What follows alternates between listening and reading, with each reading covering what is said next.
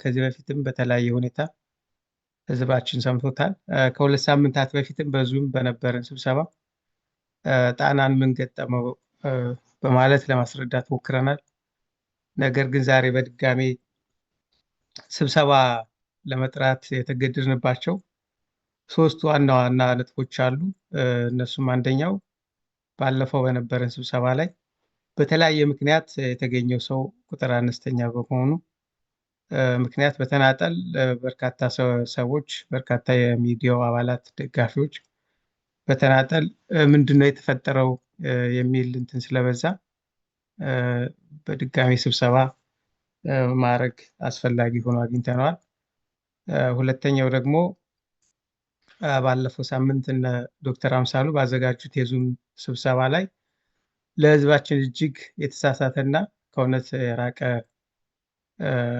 መረጃ ለህዝብ ስለሰጡ እሱንም በድጋሚ ስብሰባ ጠርተን ማጥራት አለብን ብለን ስላመን ነው። ሶስተኛው ስብሰባ ጠርተን ህዝብ በተሰበሰበበት እውነቱን እንድንነግራቸው ጥያቄም ማንሳት እንደሚፈልጉ በርካታ የሚዲያው ደጋፊዎች ጥያቄ ማቅረባቸው በእነዚህ በሶስት ምክንያቶች ዛሬ በድጋሚ ለመገናኘት በቅተናል ማለት ነው።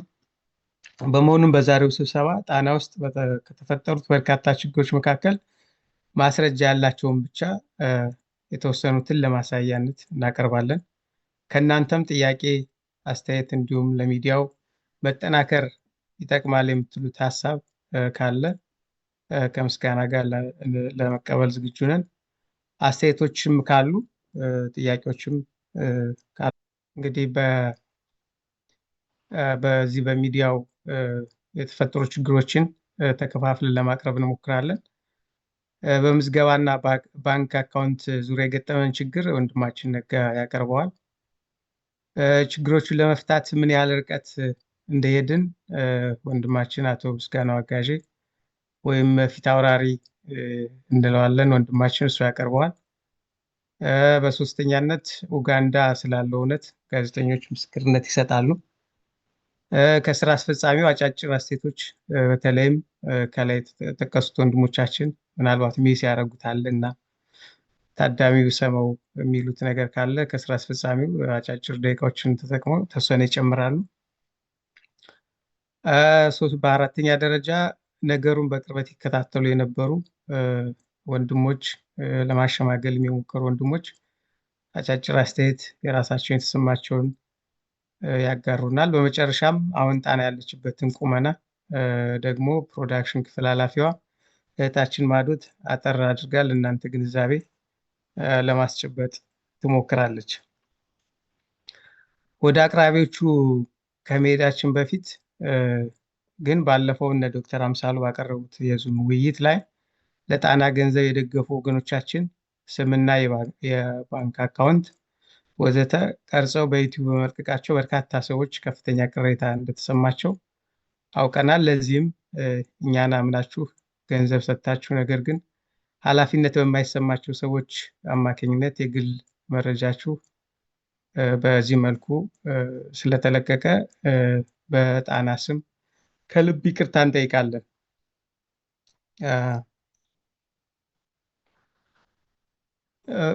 በመጀመሪያ የሚዲያ ወደ እንደው ትንሽ ወደ ውይይቱ ወደሚያቀርቡት ሰዎች ከመሄዳችን በፊት እንደው አንዳንድ ባለፈው የተነሱና መጥራት ያለባቸው የተወሰኑ ነጥቦችን ማንሳት እወዳለሁ። ሚዲያ እንግዲህ መቼም እንደምታስታውሱት ጁን ጁላይ አካባቢ በነበረው በዚህ በፖለቲካው አለመረጋጋት የሚዲያዎቹ አንድ ቡድን ወይ አንድ ጽንፍ በመያዛቸው ምክንያት በርካታ ወገኖች የሚዲያ አስፈላጊነትን በየቦታው በየእንትኑ እንዲ ሚዲያ ሰብሰብ ብሎ ለመክፈት ብዙ ጥረቶች ይደረጉ ነበር። በየማህበራዊ ሚዲያውም እንደዚህ በግልም ብዙዎች አጀንዳ አድርገውት እንደነበርም እናስታውሰው ነው እና የሚዲያ የመጀመሪያው በተለያየ መንገድ በየራሳቸው ለመክፈት የሚሞክሩ ለመክፈት ጥረት ያደረጉ የነበሩ በኋላ ግን ወደ አንድ ሰብሰብ ብለን ጣናን ይዘን ነው የመጣ ነው።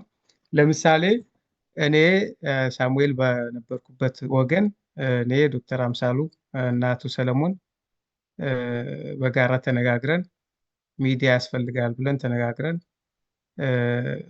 እንትን እያልን በነበረ ሰዓት በሌላ መልክ ደግሞ ዶክተር ምስጋናው ዶክተር ደረጀ እነሱም እንደዚሁ እንቅስቃሴ እያደረጉ መሆኑን ስናቅ ወደ በጋራ እነሱ ወደኛ መጥተው ተጨምረን 5 ሆን ከዛ በኋላ ደግሞ እነ ዶክተር በቀለ ከላይ ጠቀስኩላችሁ ፊት አውራሪ እነ ጋዜጠኛ ይርጋ አበበ እንዲሁም እነሱም እንቅስቃሴ እያደረጉ እንደሆነ ስንሰማ አላማው አንድ ነው።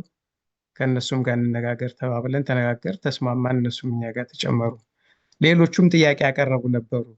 ለምሳሌ እንደ አስቴር ስዩም አይነት ጥያቄዎች አቅርበው አብሮ ለመስራት ጥያቄ አቅርበው ተነጋግረን አይ እንዲህ ከበዛ እየበዛ በሄደ ቁጥር ነገሮች ይለጥጣሉ፣ አሁን ያለው ቲም በቂ ነው ብለን ጣናን የመጀመሪያ የመስራች ጉባኤ 14 ሰው ነበረ ኦገስት 17 2024 አድርገን አስመዝግበን እስከ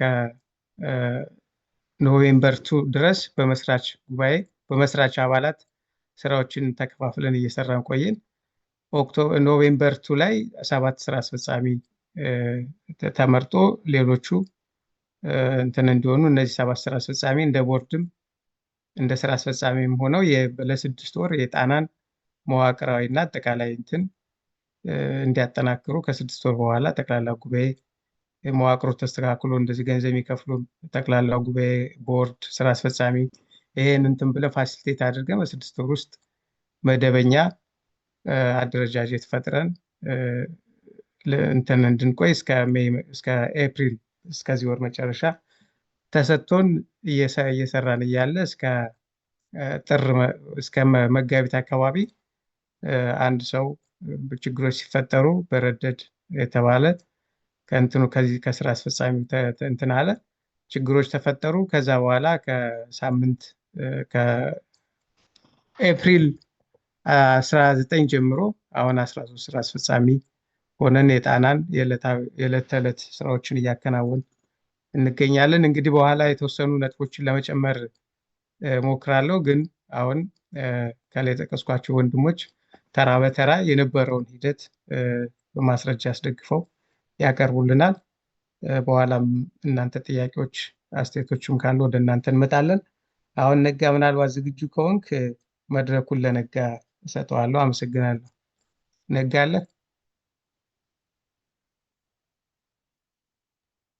አለው ወንድም ሳሙኤል አመሰግናለሁ። ይሰማል? ይሰማል። ቀጥል። እሺ ታንክ ዩ ይሻላል ከመስከረም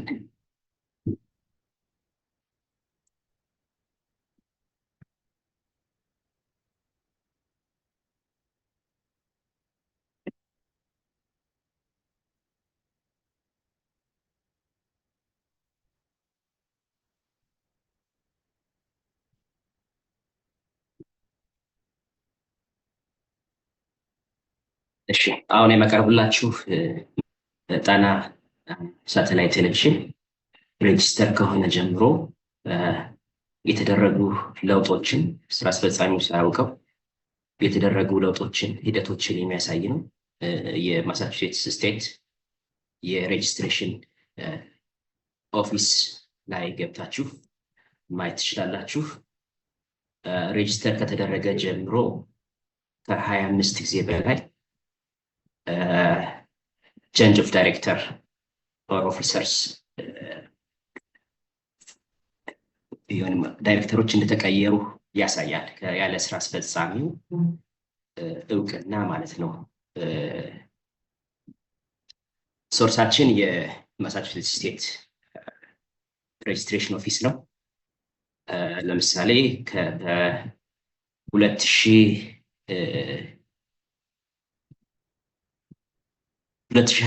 ከገባ ጀምሮ ብቻ 15 ጊዜ change of director ተቀይረዋል። ዳይሬክተሮች ወይም ኦፊሰሮች ተቀይረዋል። እንዲሁም ያለ ስራ አስፈጻሚው እውቅና እዚህ ላይ እንደምታዩት ባይሎው አሜንድ ተደርጓል ማለት ነው። ይሄ የ2025 ዶክመንት ነው የሚያሳየው። 2024 ላይ 12 ጊዜ አሜንድ ተደርጓል። ዳይሬክተሮች ተቀያይረዋል። ይሄ ሁሉ ሲሆን የስራ አስፈጻሚው እውቅና የለውም። አንድ ሁለተኛ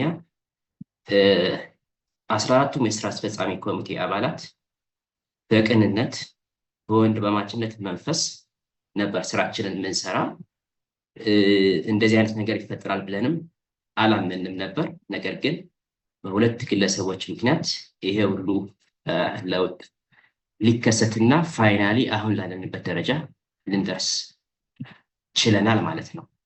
መጀመሪያ ፍራውድ የሆኑ ዶክመንቶችን አሳያቸዋለሁ። ያለ ግለሰቦች እውቅና ወይም የስራ አስፈጻሚው እውቅና የተሰሩ ፍራውድ የሆኑ ዶክመንቶች ወይም ፎርጅድ የሆኑ ዶክመንቶች፣ ይሄ በማሳቹሴትስ ስቴት ከ2 ዓመት እስከ 10 ዓመት ሊያሳስር የሚችሉ ወንጀሎችን ነው ያሳያችሁ። ለስቴቱ አቶርኒ ጀነራል ሳብሚት አድርገናል። ሎየር መፍጠር ብቻ ነው የሚቀረ። ማን ምን ሰራ የሚለውን ነገር እዚህ ጋር አሳያቸዋለሁ። አንደኛው በወንድማችን በአቶ እሸቱ ላቀው ፊርማ እንደወጣ ተደርጎ ሳብሚት የተደረገው ዶክመንት ነው። እዚህ ጋር የምታዩትኝ ለማሳቹሴትስ ስቴት የቀረበ ዶክመንት ነው።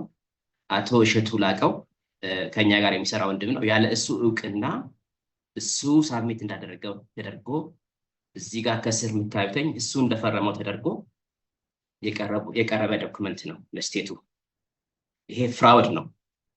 በአንድ ሰው ግለሰብ ኤሌክትሮኒካሊ ሳይን አድርገህ ሳብሚት ማድረግ አትችልም፣ ማንም አይችልም። ይሄ አንድ ወንጀል ነው።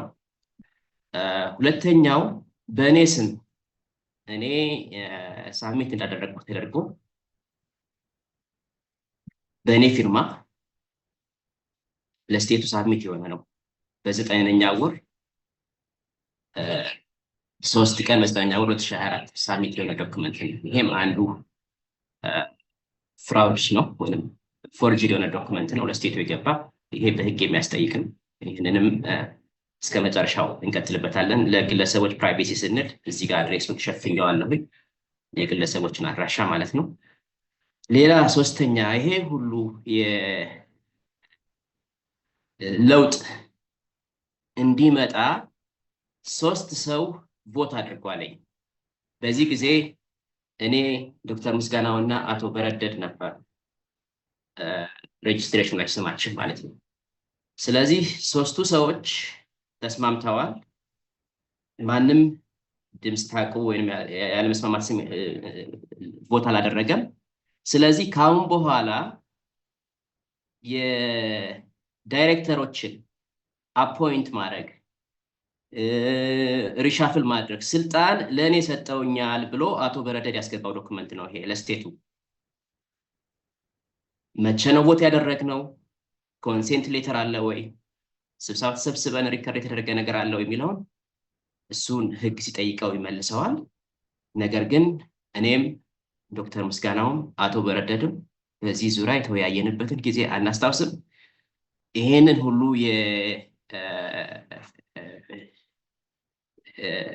ለውጥ ሲፈጥረውም እኛ ምንም አይነት እውቅና የለንም፣ ለሱም ምንም አይነት ስልጣን አልሰጠነውም። 3ቱ ዶክመንቶች የሚያሳዩት ምንድናቸው? አቶ በረደድ ፍራውድ እንደሰራ ነው የሚያሳየው። ይሄ ስቴቱ ለወደፊቱ ይጠይቀዋል። መልሱን አብረን የምናየው ይሆናል ማለት ነው። ሌላው ኢሌጋሊ ሰዎችን መጨመርና መቀነስ ተስተውሏል ሬጅስትሬሽኑ ላይ።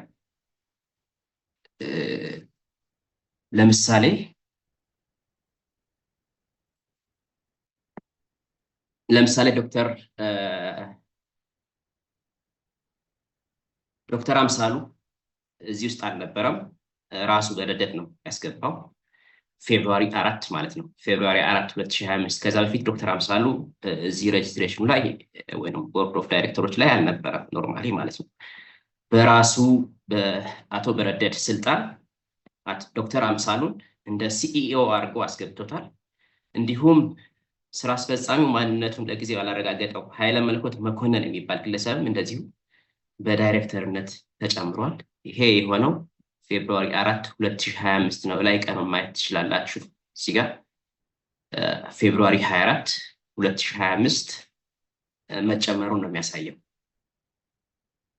ሌላ ፌብሩዋሪ 4 እንደዚሁ 2025 ላይ አቶ በረደድ በራሱ ፍቃድ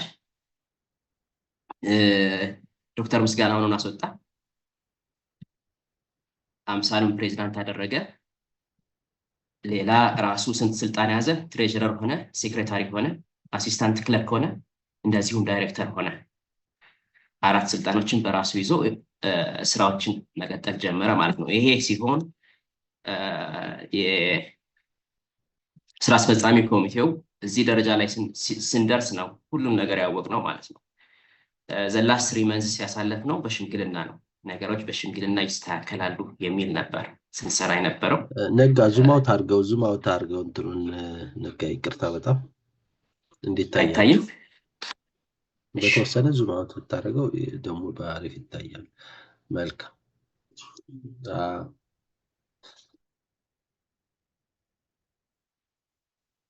አሁንስ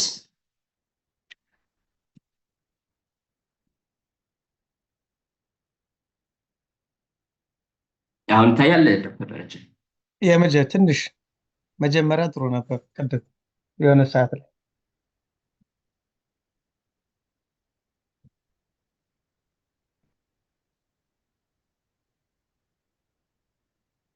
አሁን ጥሩ ነው። አሁን አሪፍ ነው። ኦኬ ታንክ ዩ።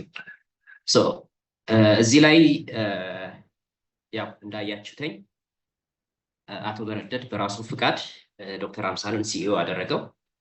ማንነቱን የማናውቀው ኃይለ መለኮት መኮንን የሚባል ግለሰብም እንደ ዳይሬክተር አድርጎ ሬጅስትሬሽን ውስጥ ያስገባበት ሁኔታ ነው የሚታየው።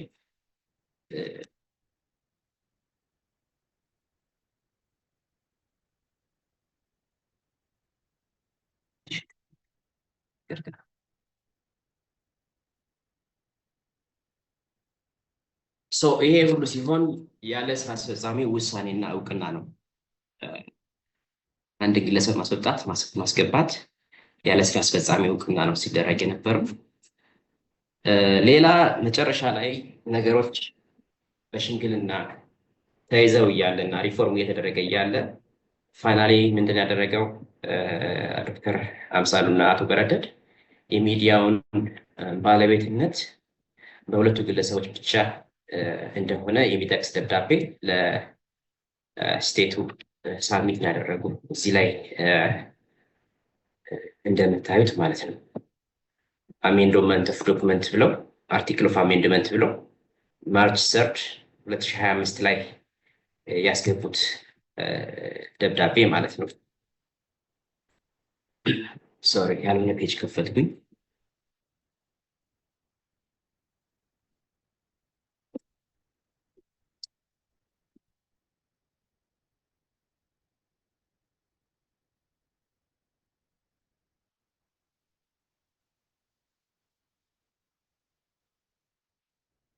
ምንድነው የሚለው ደብዳቤው ያስገቡት አርቲክል ኦፍ አሜንድመንት ዶክተር አምሳሉ እና አቶ በረደድ ዳኘው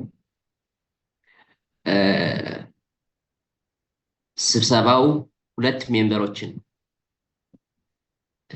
ወይንም ዳይሬክተሮችን ሼርሆልደሮችን እንደያዘ እና 2/3 የቦርድ ኦፍ ዳይሬክተርስ ወይንም ሜምበርስ ስብሰባ ላይ እንደተገኙ አድርገው ይሄ ስብሰባ የተካሄደውም በ8ኛ ወር 26 ቀን 2024 እንደሆነ አድርገው ነው ማርች 3 2025 ላይ ሳብሚት ያደረጉት ማለት ነው።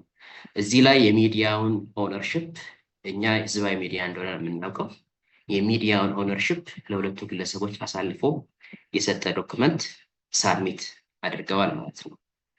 አርቲክል 3 ላይ አሳያቸዋለሁ ምን እንደሚል። እዚህ ላይ ጋርዲያን ኤንድ ኦነርሺፕ የሚለውን ዙም አድርጌ ላሳያችሁ።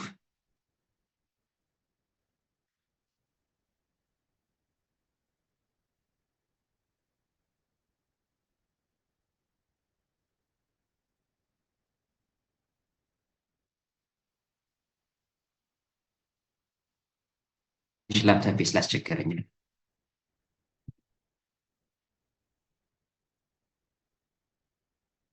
Okay, guardian and ownership ይላል። The guardians of the organization shall be those individuals who were first registered when the media license was issued and they shall hold ownership of the media ይላል። ስለዚህ ሙሉ ለሙሉ ሚዲያው ከህዝባዊ ሀብትነት ወጥቶ በሁለቱ ግለሰቦች አሁን እንደሚደረግ የሚጠቅስ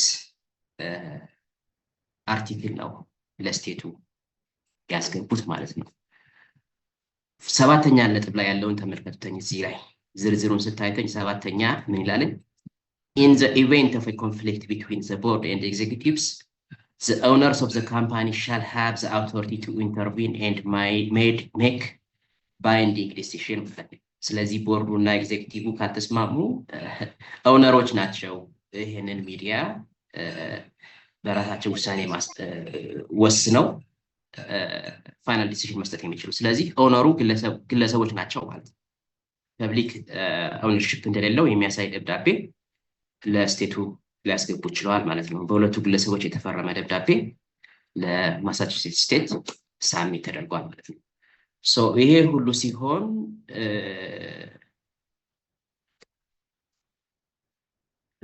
ለዶክተር አምሳሉ ይህንን ነገር እንዲያስተካክል በተደጋጋሚ በሽምግልና ተጠይቋል። ይህንን ሊያስተካክል አልቻለም። ስለዚህ በሚዲያው ስም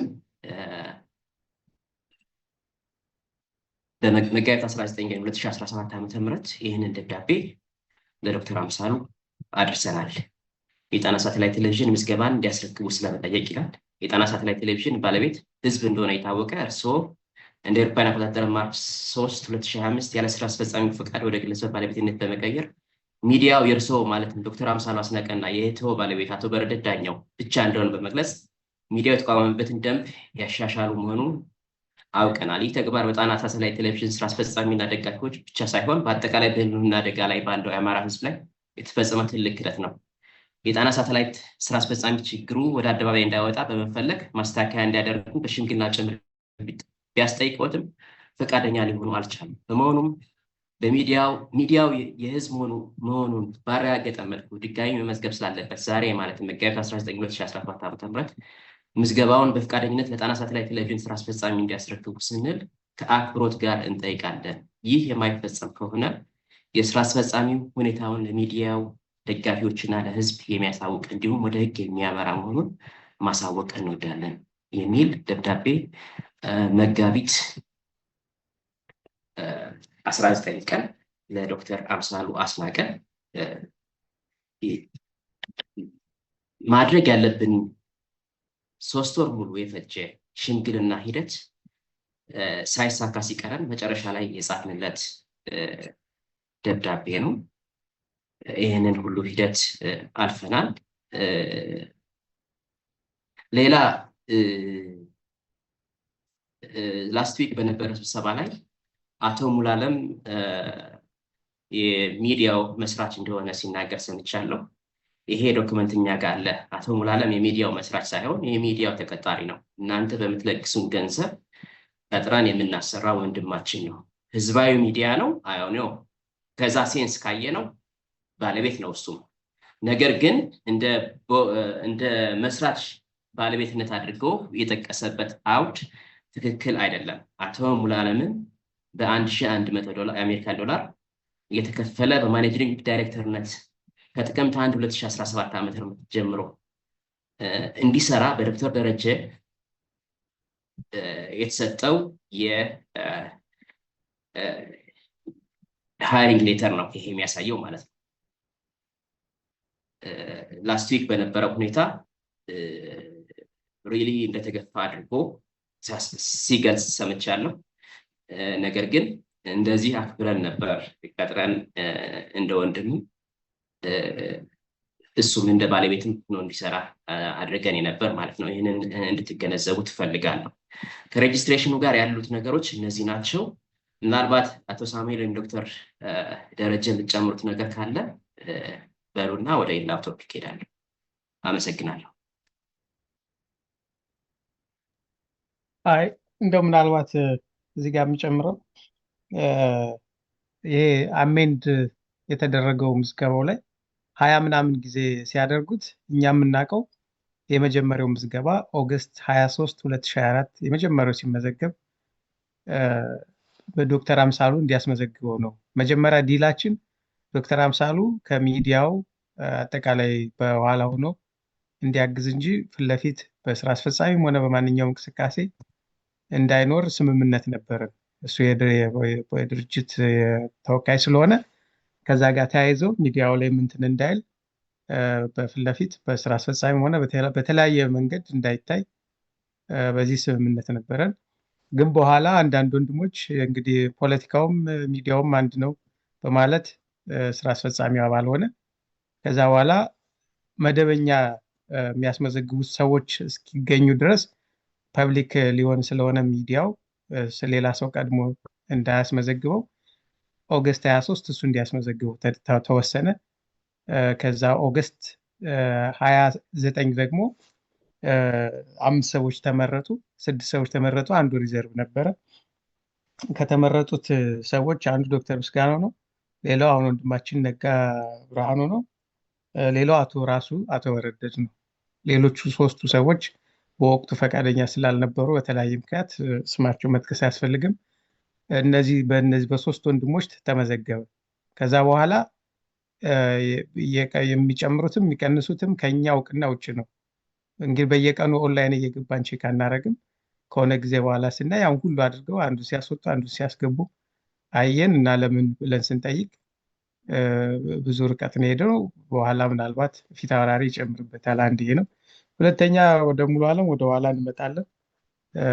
ይሄንን ካልኩ ይበቃል ምዝገባው ላይ እና ሰዎች በቀደም አንዱ ይግባ ይውጣ እየተባልኩ በተደጋጋሚ ሲጠየቅ ነው ይህን ሁሉ አሜንድ የተደረገው ስላለ በፍጹም ውሸት ነው። እኛ የምናውቀው በስራ አስፈጻሚ ተወስኖ እንትን የተባለ 2 ጊዜ ነው። አንድ በዶክተር አምሳሉ የመጀመሪያ ሲመዘገብ ኦገስት 23፣ በኋላ ደግሞ በ3 ወንድሞቻችን ሲመዘገብ ኦገስት 29 ይመስለኛል ቀኑ።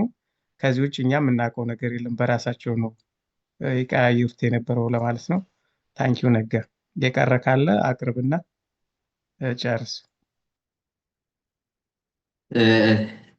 እሺ፣ አመሰግናለሁ ሳሚ። ሌላው አጭር ነገር ፈልጋለሁ ስለ ፋይናንሱ።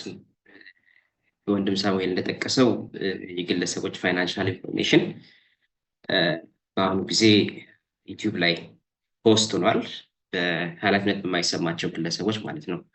አሁንም እያዳመጡ ስለሚሆን እባካችሁ ዩቲዩብ ላይ የጫናችሁ ግለሰቦች እንድታወርዱ እንጠይቃለን። ላስት ዊክ በነበረው በነ ዶክተር አምሳሉ የዙም ውይይት ሪከርድ አድርገው ፖስት ያደረጉ ሰዎች አሉ ዩቲዩብ ላይ። ይህንን እኛን በጣም አሳዝኖናል።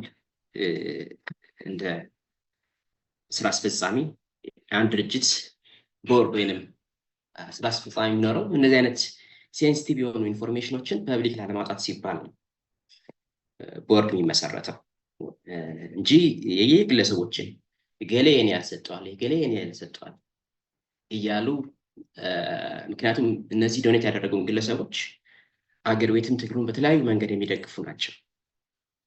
ስለዚህ እነሱንም ሪስክ ውስጥ ስለሆነ ይህንን ነገር እንዲያስተካክሉ መጠየቅ እፈልጋለሁ። ሌላው ከፋይናንስ ጋር የተያያዘው ነገር ምንድን ነው?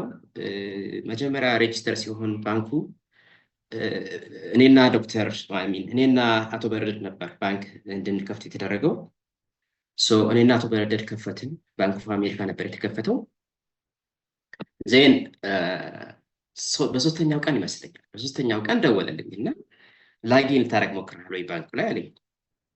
ኖርማሊ ባንኩ ለአንድ ግለሰብ ነው ላጊን ኢንፎርሜሽን የሚሰጠው፣ እሱ ጋር ያለው ላጊን ኢንፎርሜሽን። አይ እኔ እኮ ላጊን ኢንፎርሜሽን የለኝም፣ በምን መልኩ ላጊን ላደርግ አልችልም ማለት። አይ ባንኩ በተደጋጋሚ ሳምባሪ ላጊን ሊያደርግ እየሞከረ ነው የሚል ነገር ላክልኝ እና ያስቸገሩኝ ነው፣ ሳይዘርጉብን አይቀሩም ማለት።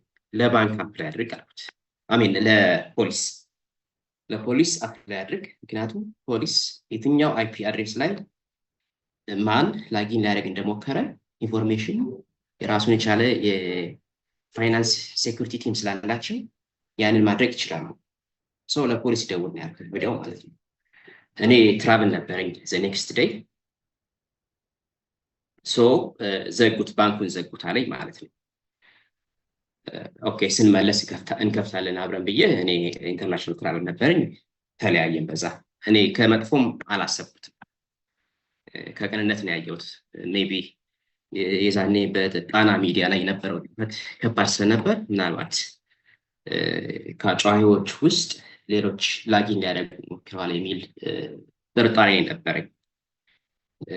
ለእኔ ያን ኢንፎርሜሽን የነገረኝ ላስት ዊክ ሲያቀርብ ግን ኦፊስ ጠርተውኝ ምን ያህል ሰው ላጊን ሊያደርግ ይችላል ብለው ጠየቁኝ እያለ ነው ሲያቀርብ የነበረው። ለእኔ የነገረኝ ኢንፎርሜሽን ግን በተደጋጋሚ ላጊን ሊደረግ ተሞክሯል የሚል ነው የነገረኝ። ያ ፍጹም ስህተት ነው። በጊዜውም ለፖሊስ አፕላይ አድርግ ብየው ነበር፣ አላደረገም። አንድ እሱ ነው። ሁለተኛ ከተመለስኩ በኋላ ስራ አስፈጻሚ በተደጋጋሚ ባንኩ ላይ የኔን ስም እንዲያስገባ በተደጋጋሚ ቢጠይቀው ፍቃደኛ ሊሆን አልቻለም። አንድ እሱ። ሁለተኛ ባንክ ስቴትመንት ኦፊሻሊ ባንኮች የሚልኩት መንዝሊ ስቴትመንት አለ። አሜሪካ፣ አውሮፓ፣ ካናዳ፣ አውስትራሊያ ያላችሁ በደንብ ታውቁታላችሁ። እና በየወሩ ባንክ ስቴትመንት ይላካል። ምን ያህል ዲፖዚት ገባ፣ ምን ያህል ዊዝድሮው ተደረገ፣ ማን ምን ያህል ወደ አካውንታችሁ ትራንስፈር አደረገ የሚለውን ነገር ባንክ ስቴትመንት ይልካል። ስራ አስፈጻሚ በተደጋጋሚ ይህንን ስቴትመንት ሳሚት እንዲያደርግ ለአቶ በረደድ በተደጋጋሚ ጠይቆት ፍቃደኛ ሊሆን አልቻለም። መጨረሻ ላይ ሳሚት ያደረገልን ይህንን ዶክመንት ነው። የራሱን ዶክመንት ነው ማሳያችሁ የላከልንም ማለት ነው። ዘ ኦንሊ ቲንግ ጥቁር ያደረግኩትኝ ዶኔት ያደረጉንን ግለሰቦች ስም ነው እዚህ ጋር ጽፎታል እና እኔ ፐብሊክ እንዲሆን አልፈለግኩም፣ ዳርክ አድርጌዋለሁ። ይሄንን ብቻ ነው እስካሁን በነበሩት የፋይናንስ ሂደቶች ባንክ ስቴትመንት ከባንክ የመጣውን ሳሚት አድርግ ተብሎ በተደጋጋሚ ቢጠየቅም ፍቃደኛ ሊሆን አልቻለም። ኤክሴል ዶክመንት ደግሞ ኦፊሻል ዶክመንት ሊሆን አይችልም። ምክንያቱም ኤኒባዲ ካን ክሬት ዚስ፣ ይህንን ማንም ሰው ክሬት ሊያደርገው ይችላል። አንዱ ትልቁ ልዩነታችን የነበረው ይሄ ነው። በዶኔት ቦክስ በካሻ ይሄን ያህል ብር ገባ የሚል በኤክሴል የተዘጋጀ ፋይናንሻል ሪፖርት ነበር ሲቀርብ ነበር።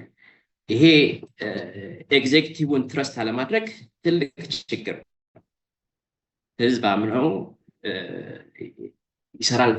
ይሰራልኛል ብሎ ነው ኤግዜክቲቭን አሳይን ያደረገው እና ለኤግዜክቲቭ ትክክለኛ የሆነ ፋይናንሻል ስቴትመንት የማይቀርብለት ከሆነ መተማመን ሊኖር አይችልም በማካከል ማለት ነው። ስለዚህ ላስት ዊክ የቀረቡት የባንክ ስቴትመንቶች በሙሉ ስራ አስፈጻሚው ያውቃቸው። ለስራ አስፈጻሚው የቀረበው ብቸኛው ፋይናንሻል ኢንፎርሜሽን በኤክሴል ሺት ይሄ አሁን እያሳየዋቸው ያለው ዶክመንት ብቻ ነው። ስለዚህ ትክክለኛውን ኢንፎርሜሽን እኛ ጋር የለም። ማን ምን ያህል ዶኔት አድርጓል የሚለውን ነገር እኛ ጋር የለም። አንድ።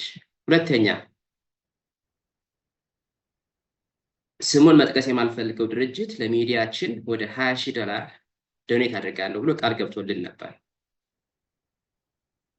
የዛ ድርጅት ኤግዜክቲቮች ያ ብር ዶኔት እንደተደረገ እንደሰጡን በግለሰብ ደረጃ ገልጸውልናል። ወደ የትኛው አካውንት እንደገባ ግን ኢንፎርሜሽኑ የለንም። ምክንያቱም አቶ በረደድ ብቸኛው የባንኩ ወኪል ስለሆነ ሌላ ሰው እንዲጨምር በተደጋጋሚ ቢጠየቅም ፍቃደኛ ስላልሆነ ማለት ነው። በዚህ ምክንያት በተደጋጋሚ ቢነገርም ፍቃደኛ ባለመሆኑ ለአቶ በረደድ የተላከ ደብዳቤ ነበር ከስራ አስፈጻሚው ማለት ነው። ለምሳሌ ይሄ አንዱ ደብዳቤ ነው። አስቸኳይ ማስተካከያ እንዲያደርጉ ስለማሳወቅ ይላል። ይሄ እንግዲህ የካቲት 2 2017 ዓ.ም የተጻፈ ደብዳቤ ነው። አስቸኳይ ማስተካከያ እንዲደረግ ስለማሳወቅ አቶ ነጋ ብርሃኑ ወደ ጣና ቴሌቪዥን የባንክ አካውንት እንዲገባ የስራ አስፈጻሚ ውሳኔ መወሰኑ ይታወቃል።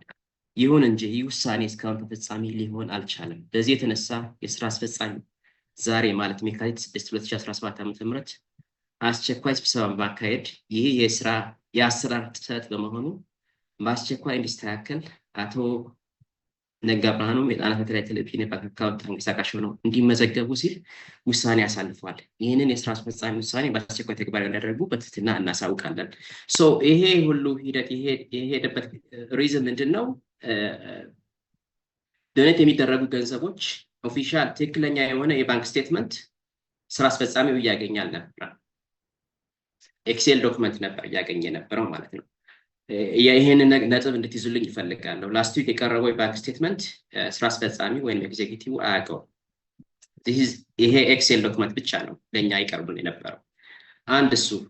ሁለተኛ ላስት ዊክ በቀረበው ሪፖርት ከአውስትራሊያ ከአውሮፓ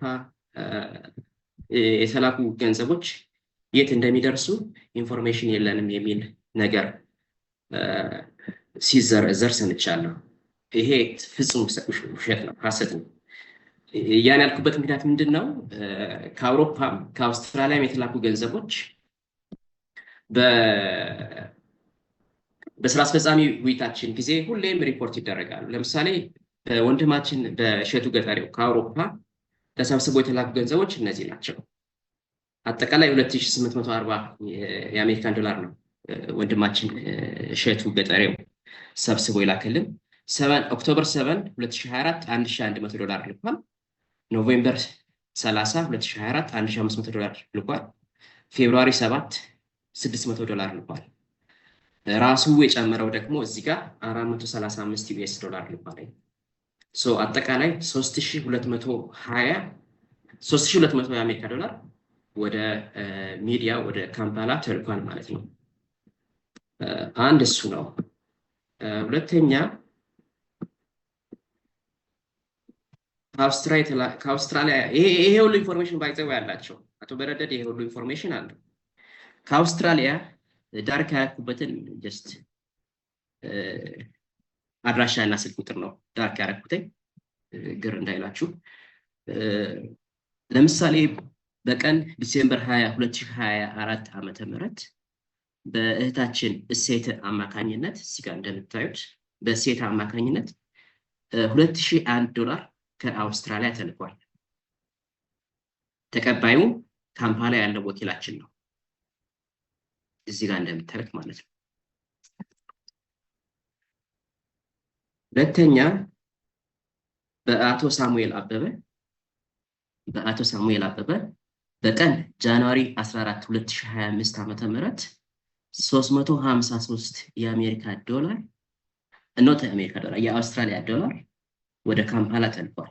ላኪውም ወንድማችን ሳሙኤል አበበ ነው። ሳሙኤል ይሄ ሁሉ መረጃ አቶ በረደድ አለው። ምክንያቱም ፋይናንሱን እሱ ኮንትሮል ስለሚያደርግ ኢንፎርሜሽኑን ሁሌም እሱ ጋር አለ። በክህደት ከአውስትራሊያ እና ከአውሮፓ የተሰበሰበው ገንዘብ ቤት እንደደረሰ አናውቅም የተባለው ፍጹም ሐሰት እንደሆነ ደጋፊዎቻችን እንድትገነዘቡ ትፈልጋለሁ።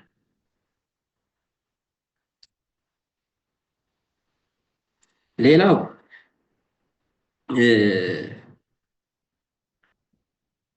ዶክተር በቀለ የምንኮራበት ወንድማችን ነው። ከምስረታው ጀምሮ እስከ ሌሊቱ 12 ሰዓት እስከ 1 ሰዓት እየሄደ ሱቆችን ጋር እየሄደ በምሽት ሁሉ እቃዎችን አሟልቶ ሚዲያችን ለአየር እንዲበቃ ያደረገ የምንኮራበት ወንድማችን ነው እና ሲመሰረት የተላኩ ገንዘቦች በሙሉ ዶክተር በቀለ አማካኝነት የተገዙ ይሄ ዶክመንቶች ሳሚት ነው አለኝ። አቶ በረደድ ዶክተር አምሳል ይሄ ሁሉ ኢንፎርሜሽን አላቸው። የተገዙ ነገሮችን ማየት ትችላላችሁ። በኡጋንዳ ሺሊንግ ተቀምጧል።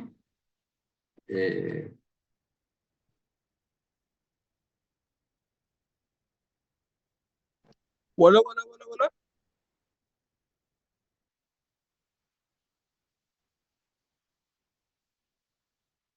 እነዚህ ሁሉ ዶክመንቶች እነዚህ ሁሉ ለሚዲያው የሚያስፈልጉ ነገሮች ተገዝተዋል በወንድማችን ዶክተር በቀለ አማካኝነት። የሚገርማችሁ ይሄ ሁሉ ከተገዛ በኋላ የደሞዝ እንኳን ሲያጥረን ዶክተር በቀለ ነበር እያበደረን የምንከፍለው። እዚህ ጋር የምታዩት ምን ያህል የኡጋንዳ ሺሊንግ ለሚዲያው እንደወጣ ነው የሚያሳየው።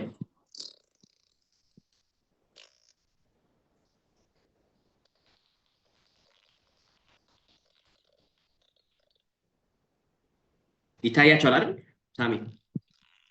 ይታያል። ኦኬ እሺ። ኢቭን ቤት ክራዩም ሁሉም ነገር እዚህ ጋር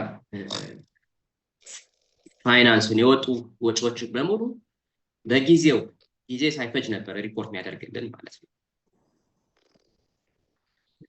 ጋር የግለሰቦች ደሞዝ ነው። እሱን ስኪፕ ላድርገው። አጠቃላይ የወጪ መጠን ይላለኝ እዚህ ጋር በዩጋንዳ ሽሊንግ 26,710,000 ወጪ ሆኗል። ወደ አሜሪካ ዶላር ሲቀየር 7,419 ዶላር ወጪ ሆኗል። ክፍያቸው በዶላር የተፈጸሙ ወጪዎች የቤት ኪራይ፣ የደላላ እና የሰራተኞች ብድር ነው። 7,654 ብር በዶላር ክፍያቸው የተፈጸሙ ናቸው። የቤት ኪራይ ወጪ አለ፣ ለጋዜጠኞቻችን ብድሮች አሉ፣ ደሞዝ አለ፣ የዕቃ ግዢ አለ። አጠቃላይ ድምር 18,973 ዶላር የሚያሳየው። ጠቅላላ የተላከው ብር 14,100 ዶላር ነው። ከራሱ 4,873 ዶላር በራሱ ኤክስትራ ከፍሎ ነው ሚዲያው አየር ላይ እንዲቆም ያደረገው። በዚህ ዶክተር በቀለን ማመስገን እፈልጋለሁ።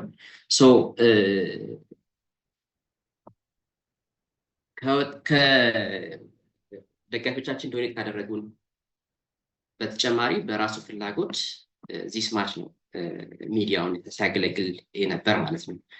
ይሄ ነው ያለው ነገር። ሌላ የቀረ ነገር ያለ አይመስለኝም። ወንድም ሳሙኤል አንተ ካለ መጨመር ትችላለህ። መልካም ነጋ፣ በጣም አመሰግናለሁ። ምናልባት የተወሰኑ ነገሮችን ለመጨመር በኋላ ሁላቸውም እንትን ይላሉ። እኔ ግን የተወሰኑ እንደው ሚስ ያረካቸው እንትን ለማለት እንግዲህ ባንኩ በባንክ ፈንድሬዚንግ ስናደርግ ብዙ ጊዜ ሰክሰስፉል የማይሆነው በባንክ ምክንያት ነው። የመጀመሪያው ፈንድሬዚንግ አስታውሳለሁ እኔና ዶክተር ደረጀ ደምረን ከ25,000 እስከ 30,000 የሚሆን ነው ቃል የተገባው። ከዛ ውስጥ ወዲያው ባንኩ ስለተዘጋ ሎጊን ሲያደርግ በረደድ ለሰንበዲ ሰጥቶ የሱ ሎጊን ባንኩ ተዘጋ። ሰክሰስፉል ሳይሆን ቀረ። ሰው ቃል የገባውን የተወሰነ ነው በኋላ እየደወልን እንትን ያልነው እና ከዛ በኋላ ምንድነው የቀጠለው? አንደኛ በመጀመሪያ ደረጃ እንግዲህ ብዙዎቻችን ከአሜሪካ ውጭ ነን። በእነዚህ ቅድም ባልኳቸው ወንድሞች የተመዘገበው አሜሪካ በእነሱ ውጭ የተመዘገበው ባንክ መክፈት የሚችሉት ባንክ አሜሪካ እንዲከፈት ስለወሰንን ብዙ ደጋፊያችን እዛ ስለሆነ የተመዘገቡ ሰዎች ናቸው። እዚህ እንትን ሬጅስትሬሽን ያሉ ሰዎች ናቸው ባንክ መክፈት የሚችሉት። ስለዚህ ሶስታቸው በረደድ ዶክተር ምስጋናው ነጋ ነው እንዲከፍቱ ውሳኔ የተላለፈው። ነገር ግን ብቻውን ከመጀመሪያ ባንክ ኦፍ አሜሪካ ከነጋ ጋር ከፈተ፣ ያተዘጋ። ከዛ በኋላ የሚከፈቱ ባንኮችን በራሱ ፍቃድ ነው የሚከፍታቸው። እኛ ስንጠይቀው ጨምራቸዋለሁ እንደዚህ ላቸዋለሁ ምናምን እያለ በወቅቱ እውነትም እየመሰለን በተወሰነ መልኩ ተደናግተናል። ነገር ግን ባንኩን በሱ ስም ብቻ መክፈቱ ሳይሆን ሰዎች ቃል ይገባሉ፣ የተከፈለውና ያልተከፈለውን ለይቶ ለማስከፈል የከፈሉትንም ታንኪው ለማለት መረጃ ስንጠይቀው በወቅቱ መረጃ አይሰጠንም። አንድ ሁለተኛ ገንዘብ ያለውን ገንዘብ በወቅቱ ወደ ኡጋንዳ አይልክም። የሚላክበት ቀን 10 ቀን በፊት ቀድመን እንጠይቀዋለን። ደግሞ ከሚላክበት 10 ቀን በኋላ በስንት ልመና ነው የሚልክልን፣ ያለውን ገንዘብ ራሱ አይልክም። አንድ ይሄ ነው። ሁለተኛ ዶክተር አምሳሉ ይሄን ያህል ገንዘብ አውጥቼ ይሄን ያህል ገንዘብ አውጥቼ ይላል። በፍጹም ስህተት ነው፣ ውሸት ነው። አንደኛ ምንድነው እኛን ጠይቀው የነበረው ይሄን ያህል ገንዘብ አውጥተህ ከሆነ ባንክ ስቴትመንት አምጡ፣ የወጣውን የገባውን እንለይ። የእላፊ ያንተ ወጪ ሆኖ ከሆነ እኛ ተከፋፍለን እኛ ወጥተን ገንዘቡን እንመልስልሃለን። ባንክ ስቴትመንት ይውጣ፣ የጣና ገንዘብ ስንት እንደገባ ስንት እንደወጣ ከታወቀ፣ ልዩነት ካለ እናንተ ተጨማሪ አውጥተህ ከሆነ እንሰጣለን፣ እንመልሳለን ብለን በተደጋጋሚ ጠይቀነዋል። በሽማግሌ ሁሉ አስጠይቀነዋል። ግን ምንድነው የሚያደርገው? ለጋዜጠኞቹ የጣናን ገንዘብ ይልክና እንደዚህ ለፐብሊኩም የጣናን ገንዘብ ይልክና እኔ ላኩላችሁ፣ እኔ እንደዚህ ነኝ፣ እኔ ለጣና ይህን ያህል ገንዘብ አውጥቼ ምናምን እያለ እንትን ይላል እና ወደ ባንኩ ሰዎች እንዳይጨመሩ የሚያደርገው የሚመስለን ለጣና ሰዎች ቅድም ነጋ እንዳለው ቃል የገቡ ሰዎች አሉ። የድርጅት አንድ ድርጅት አለ። ያ ገንዘብ ምናልባት በጣም በዚህ አካውንት ገብቶ ሊሆን ይችላል። ከዛ ከድርጅቱ የተለያዩ ሰዎችን ባንኩን የከፈቱ ሰዎች ስንጠይቅ ልከናል ጣና ተብሎ ወጪ ተደርጓል አሉ። ማስረጃ ስጡን ስንላቸው ተነጋግረን እንደ ኮሚቴ ልንሰጣችሁ እንችላለን፣ በግል ግን መረጃ ልሰጥ እችላለሁ እንጂ ለፐብሊክ የሚሆን ልንሰጣችሁ አንችልም አሉን። ስለዚህ ማረጋገጥ አልቻለም እና $20,000 ዶክተር አምሳሉ ተቀብሎ እንደወሰደው እኛ አስዩም እናደርጋለን። ምክንያቱም በሶስት ባንክ በጣና ስም ተመዝግቧል። ሶስቱንም የባንክ ስቴትመንት ማየት አልቻልንም። በቀደም ራሱ ሳምንለት ባንክ ስቴትመንት ብሎ ያቀረበው የተቆራረጠ ነው። ማሳየት ያልፈልገውን ፓርት ሁሉ መደበቅ በሚችልበት ሁኔታ ግልጽ ባልሆነ መልክ ነው ያቀረበው። አንድ ሁለተኛ ነገር ደግሞ ከዛ የተጠቀሱት ገንዘቦች ግለሰቦች ዶኔት ያደረጉት እንጂ ለምሳሌ ጎፈንድሚ የተዋጣለ $2,000 በላይ እሱን አልጠቀሰም። ዩቲዩብ ላይ ከ1,800 እስከ 3,500 ድረስ በየወሩ የምናገኘው ገንዘብ አለ በቅርብ የጀመረ፣ እሱንም አልጠቀሰውም እና ፋይናንሱ እጅግ በጣም ግልፀኝነት የጎደለው እና በብዙ ሰው ማስጠይቀን መልስ ያላገኝለት አንዱ ከዚህ በጣና ውስጥ እንደ ችግር ከሆኑት ምዝገባው እና የባንኩ ጉዳይ ዋና ዋናዎቹ ናቸው። ሌላው ይህን ተከትሎ የመጣ ችግር ነው ለማለት ነው። አመሰግናለሁ። ሌላውን በደንብ ይሄድበታል ነጋ። አመሰግናለሁ። ምናልባት የምትጨምሩት ከሌለ ወደፊት አውራሪ ወደሚቀጥለው ብናልፍ ጥሩ ይመስለኛል።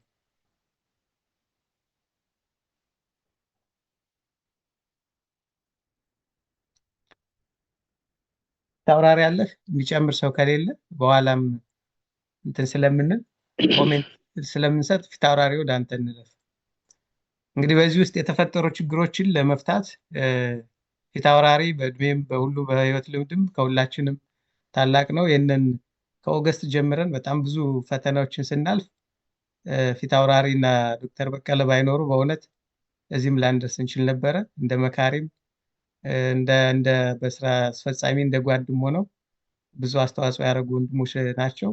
ፊት አውራሪ በግሉም እንደ ቲምም ብዙ ርቀት የተፈጠረውን ችግር ለመፍታት ከዶክተር አምሳሉ ጋር የቅርብ ግንኙነት አለው እና በደንብ የነበረውን ሂደት ስለሚያውቅ ፊት አውራሪ የነበረው ሁኔታ ለመፍታት ችግሩን የሄድንበትን ርቀት በአጭሩ ያስረዳናል። ፊት አውራሪ አንተ መድረኩ። አመሰግናለሁ።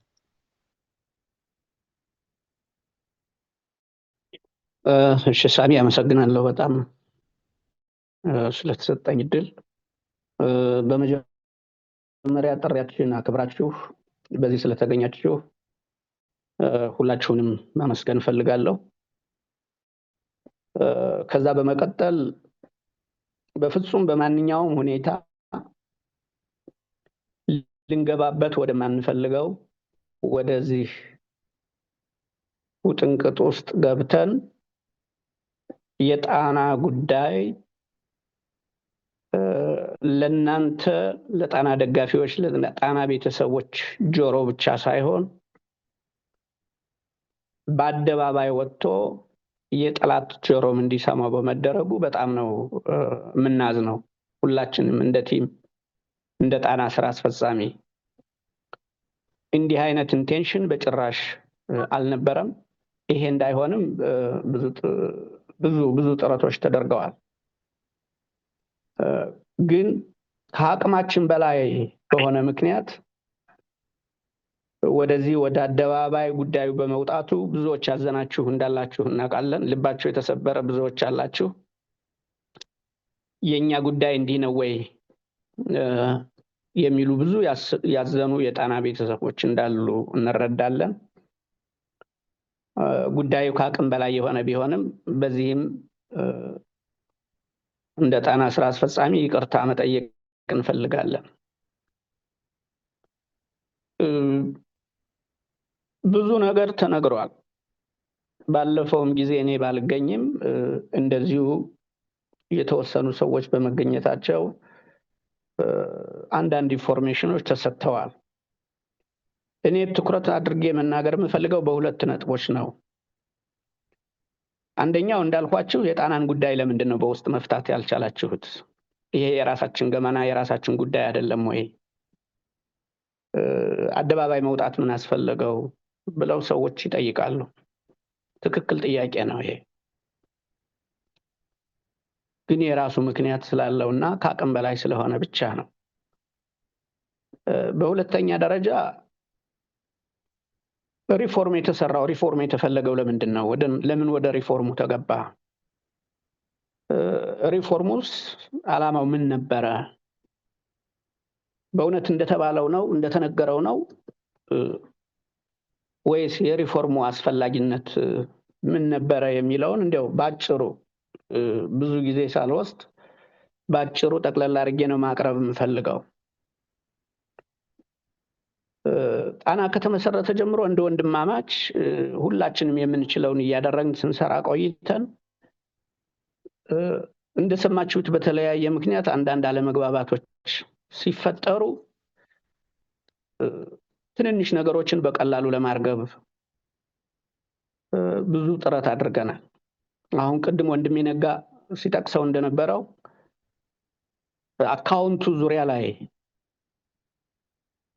አካውንቱ ዙሪያ ላይ ተፈጥሮ በነበረው ችግር ወንድማችንን በአግባቡ የሂሳብ ስራው እየተካሄደ አይደለም፣ በቂ መረጃ እየደረሰ አይደለም፣ ምናልባት ስራ በዝቶብህ ሊሆን ይችላል። ስለዚህ ሊያግዝህ መጀመሪያ የገባን ወንድማችን አሁን መልስ አስገባውና ያግዝህ። ቢያንስ ክትትል ያደርጋል፣ ሪፖርቶችን ያቀርባል፣ የምንፈልጋቸውን በሰዓቱ ለወንድሞቻችን ደሞዝም ይሁን ቤት ኪራይ ያለው የሌለውን አውቀን ስራ እንድንሰራ ይደረጋል በሚል ብዙ ጊዜ ነግረነው ይሄን መፈጸም ባለመቻሉ በስራ አስፈጻሚ ቀርቦ ይቅርታ መጠየቅ አለብህ አጥፍተሃል ስንለው ጥፋቱን እንኳን ለመቀበል ፈቃደኛ ሳይሆን የሄደበት ርቀት ደብዳቤ ወደ መጻፍ እንድንሄድ ሁሉ አስገድዶናል። ከዛ በኋላ የመጡት ጉዳዮች አለመግባባቶች እየተፈጠሩ ልዩነት እየሰፋ ግን ደግሞ ሐቁን ተቀብሎ ወደ ስምምነት ለመምጣት ፈቃደኝነት መጥፋት ነበር ትልቁ ነገር። ምክንያቱም የነበሩ ችግሮችን ለመፍታት በግል ደረጃ በግለሰብ ደረጃ ውይይት አድርገናል። ወንድማችን ዶክተር አምሳሉ ከኔ ጋር በጣም ቅርበት አለን። እንደ ታላቅ ወንድም ያከብረኛል፣ እንደ ጓደኛም ትግሉ ውስጥም አብሮ እንደሚሳተፍ ሰው ብዙ ባለፈው ሳምንት እንደገለጸው ብዙ ነገሮችን አብረን ሸር አድርገናል። እሱ ራሱ በፈጠረው ክሬት ባረገው ስሞል ሰርክል ውስጥ የተወሰኑ ሰዎች ጉዳዩን እያየን የጎበጠውን ለማቃናት በጣም ብዙ ርቀት ሄደናል። ይሄ አሁን ሲል እኔ በግል ዶክተር ይሄ ጉዳይ መፍትሄ ማግኘት አለበት። አሁን እያየሁት ያለው ነገር የጣና ጉዳይ ብቻ ሳይሆን ከጣናም ጉዳይ ወጥቶ ወደ ፖለቲካው ድርጅት ሁሉ እየሄደ ያለበት ጉዳይ ነው። ስለዚህ ወንድሞቻችን አንድ ላይ ቁጭ ብለን ይሄን ነገር መፍታት አለብን። ሚስ አንደርስታንዲንግም ከሆነ አጉል ጥርጣሬም ከሆነ ምናልባትም ያጠፋ ሰው ካለ ቁጭ ብለን ተመካክረን መፍትሄ መምጣት አለበት። ይሄን በተደጋጋሚ ስለዚህ ይሄን ለማድረግ ደግሞ ትልልቅ ሰዎች፣ የሃይማኖት አባቶች፣ የሚታመኑ ጓደኞቻችን ይዘን ቁጭ ብለን መነጋገር አለብን። ይሄ ግዴታ ነው። አንድ የትግር መስመር ላይ እየታገልን የአማራን ጉዳይ ይዘን እየሰራን መተያየት የለብንም። የሱን አይን የሷን አይን ተባብለን በዚህ መልኩ ስራ መስራት አንችልም። ለትግሉም እንቅፋት ነው። ጣናም የትግሉ አካል ነው። ለጣና ችግር ይፈጥራል። ስለዚህ በዚህ ቀን ቀጠሮ ይዣለሁ። አባቶቻችን ወንድሞቻችን ነከሌ ይገኛሉ። በዚህ ቀን ቁጭ ብለን ይህን ችግር መፍታት አለብን ብዬ ጥያቄ አቀረብኩለት። ሽማግሌዎች ቀን ቆርጬ ነገርኩ። ብዙ ለፋሁ። በጭራሽ ለመገኘት ፈቃደኛ አልነበረም። ጥያቄዬንም አልተቀበለውም። ከዚህም በኋላ ስራ አስፈጻሚው ስለዚህ ምን እናድርግ ሲል 2-3 ስብሰባዎች ጠርተን ባለመገኘታቸው ምክንያት ቀን ቀጠሮ ተወስዶ አሁን ወደ ውሳኔ መሄድ አለብን፣ ወደ ህዝብ መውጣት አለብን፣ ወደ እርምጃ መሄድ አለብን ሲባል ነው ይሄ የጋራ ገመናችን ነው፣ ማንም ሊሰማው አያስፈልግም፣ ስለዚህ ኃላፊነቱን ለኔ ስጡኝና እኔ አንድ ሳምንት ወስጄ ይሄን ነገር አስተካክላለሁ ብዬ አይ ትራይድ በጣም ብዙ ርቀት እጄ ከሱ ጋር ተወያይቼ ነበር፣ ግን አልተቀበለውም። ከወንድሞቹ ጋር ቁጭ ብሎ ለመምከር ፈቃደኛ አይደለም። የጎበጠውን ለማቃናት የጠፋውን ለማስተካከል ጭራሽ ፈቃደኛ አልነበረም። ከዚህ በኋላ ነው ምን ይደረግ ተብሎ ስራ አስፈጻሚ ይሄ ከሆነ ጣናንም በሁለት ሰዎች ስም አድርገው የኛ ነው የሚል ሐሳብ ይዘው ከመጡ ይሄንን ለጣና ቤተሰብ ማሳወቅ ይኖርብናል ወደሚለው ነገር ሄድን እንጂ ከዛ በፊት ብዙ ጥረት አድርገናል። ስለዚህ እንዲያው ለምን ዝም ብላችሁ ወደ ውጭ መጣችሁ? ውስጥ ብትፈቱት ምንድነው መወያየት አትችሉም ወይ የሚለው ጥያቄ ሞክረነው አልችል ስላልን ነው። ለዚሁ አካል እንዲሆን ሪፎርም የሚያስፈልገበት ሁለተኛው ዋናው ምክንያት ሪፎርም መሰራት ያስፈልገበት ምክንያት አንዱ ይሄ ነው። አንደኛ ባንክ አካውንት ውስጥ ያለውን ችግር ለመፍታት ተጨማሪ ሰዎች ወደ ባንክ አካውንት ገብተው ይሄ የባለቤትነቱ ጥያቄ ህዝባዊ እንዲሆን የበለጠ ለማድረግ ነው አንደኛው ሪፎርም ያስፈልገበት ምክንያት።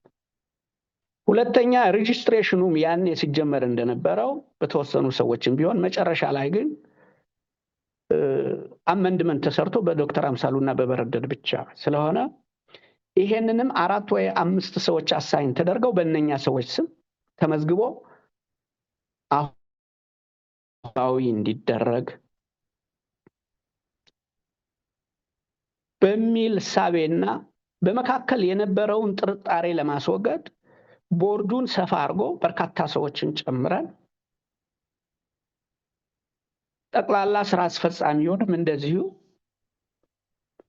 እንደገና በስርዓት አመንድ ተደርጎ ስራው እንዲቀጥል በመካከል ያለው ልዩነት እንዲጠብ በሚል ነበር በዛ ርቀት ሪፎርሙ ሲሰራ ተባብለን ሁላችንም ቁጭ ብለን ተማምነን እነሱም ባሉበት 4 ሰዎች ነከሌ ይሁኑ ተብሎ ነው ሪፎርሙ እንዲሰራ የተደረገው። ብዙ ጊዜ አጥፍተን ሪፎርሙ እንዲሰራ ለወሰኑት አካላት የሰራነውን ሪፎርም ይዘን እንቅረብ ካልን በኋላ ከመካከላችን ከአራታችን አንደኛው የተሰራውን ስራ አላምንበትም አልቀበለውም የሚል ሐሳብ ይዞ መጣ። ወይል ይሄ ከሆነ ይሄ ፋይናል ሴይ አይደለም።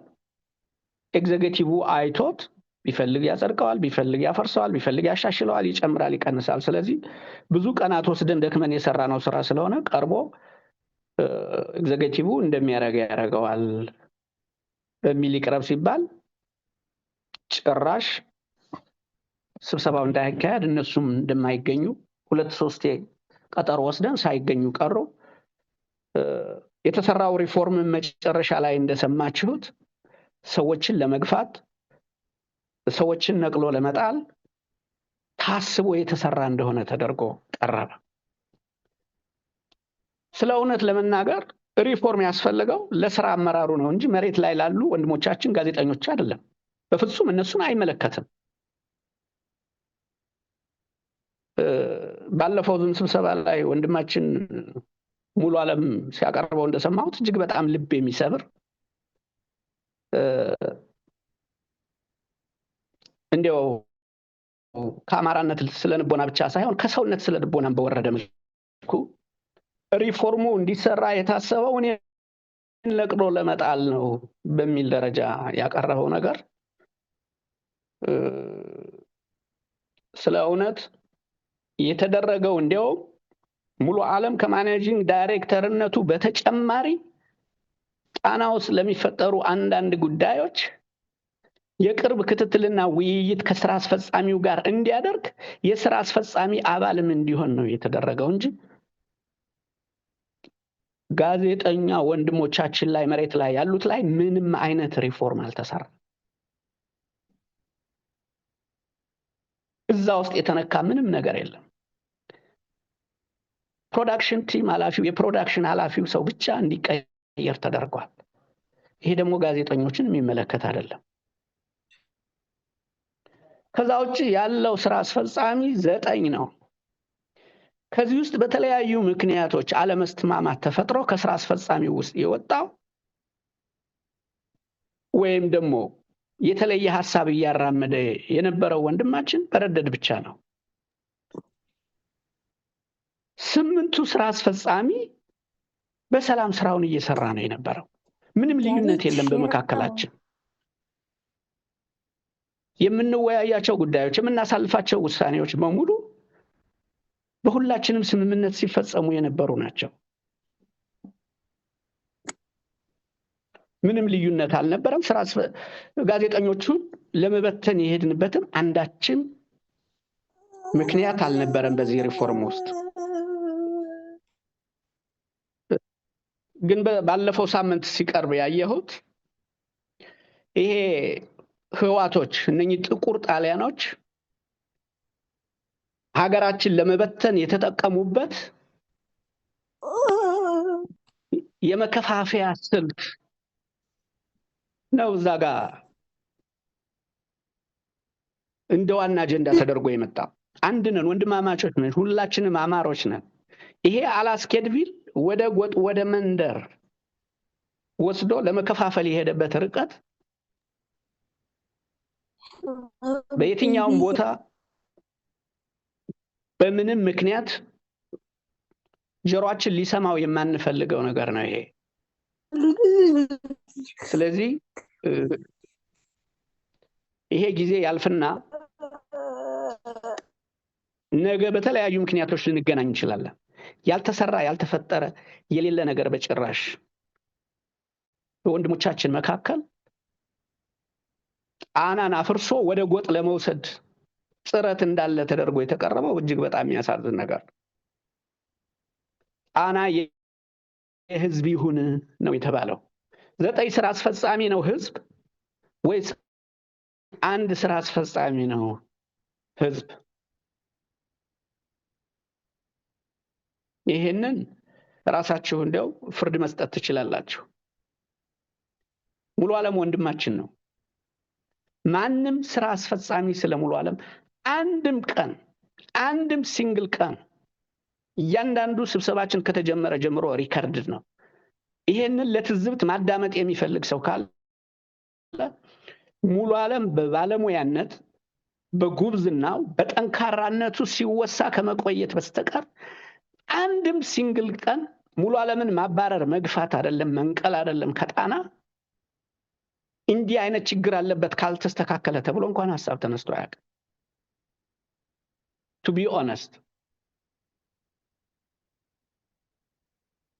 በጭራሽ አንድም ቀን ምናልባትም ጣና ማለት ሙሉ ዓለም ማለት ጣና የሚለውን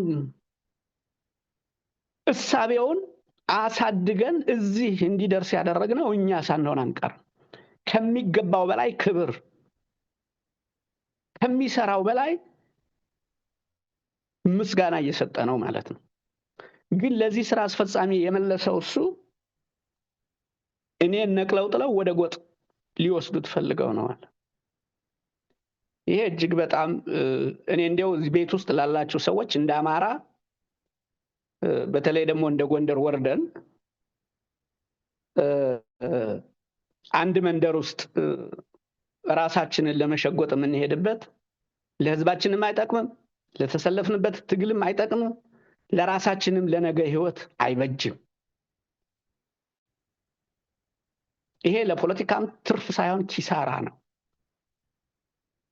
ይሄን እንደው በአጽንኦት ማየት ነው ያለብን። ስለዚህ ወንድማችን ነቅለው ሊጥሉኝ ነው ያልከው እንዲያውም ከማኔጂንግ ዳይሬክተርነት በተጨማሪ የስራ አስፈጻሚ አባል እንድትሆን ነው ሐሳብ ቀርቦ እዛ ላይ ቦርድ ላይ የቀረበው እንጂ አንተን ወንድማችን ነቅለን የምንጥልበት ምን ምክንያት አለ? ምን ምክንያት አለ? ሪፎርም እኮ የፈለግነው እነኚህን የውስጥ ጥርጣሬዎች ለማስወገድ እኮ ነው። ጣና ላይ የቡድን ፍላጎቶች እያደጉ መጡ። ቡድን የትኛው ቡድን? ስምንቱም ስራ አስፈጻሚ እኮ አንድ ሆኖ እየሰራ ነው ያለው። አንድ ሰው ብቻ ነው እዛ ውስጥ የወጣው። እኔን ነቅለው ለመጣል መክረው መጡ። እስቲ እግዚአብሔር ያሳያችሁ። በደብዳቤ የተቀጠረውን ባለሙያ ወንድማችን ካልፈለገው ስምንቱ ስራ አስፈጻሚ ደብዳቤ ጽፎ ከዚህ ቀን ጀምሮ ከስራ ታግደሃል ብሎ ማባረር አይችልም? ሰው መሆን ካቃተን ይሄን ማድረግ ያቅተናል? በደብዳቤ እኮ ነው የተቀጠረው። በጎጥ ያውም የአንድ መንደር ሰዎች መክረን መተን እሱን ነቅለን ለመጣል የምንዘጋጀው እንደ ስራ አስፈጻሚ ስምንቱም የተስማማበትን ሐሳብ ደብዳቤ ጽፈን ማሰናበት አንችልም? አንድ ሰው እኮ ነው ከስራ አስፈጻሚው የተነጠለው።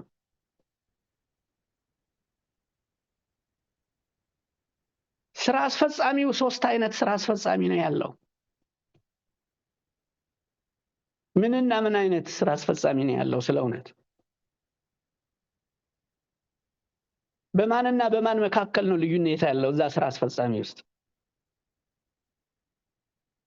ይሄ በጣም የሚያሳዝን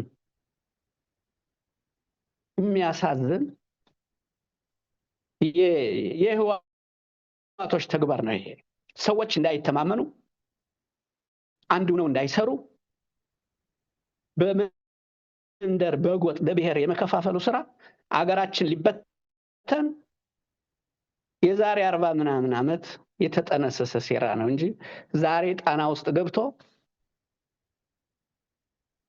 መሸጎጫ ሊሆን የሚችል መፍትሄ አይደለም። ይሄ አንድ ነው። ስራ አስፈጻሚው አንድ ነው። 9 ነው። 8ቱ አንድ ሆነን ተስማምተን እየሰራን ነው። አንድ ወንድማችን በረደድ ብቻ ነው የወጣው። ጣልቃ ገብነት እየበረከተ መጣ። ይሄንን ካላደረክ ብሎ አስገድዶ የሚያውቅ ሰው አለ? እስቲ እንደው ስለ እውነት እንደው ህሊና ካለ በዚህ በጣና ውስጥ ይሄ ካልተደረገ፣ ይሄ ካልተፈጠረ፣ ይሄ ካልተሰራ ከናንተ ሙያ በላይ ጣልቃ ገብቶ ይሄን ካላደረክ ብሎ ተጽዕኖ ያደረገ ሰው ነበረ ስራ አስፈጻሚ ውስጥ? ስለ እውነት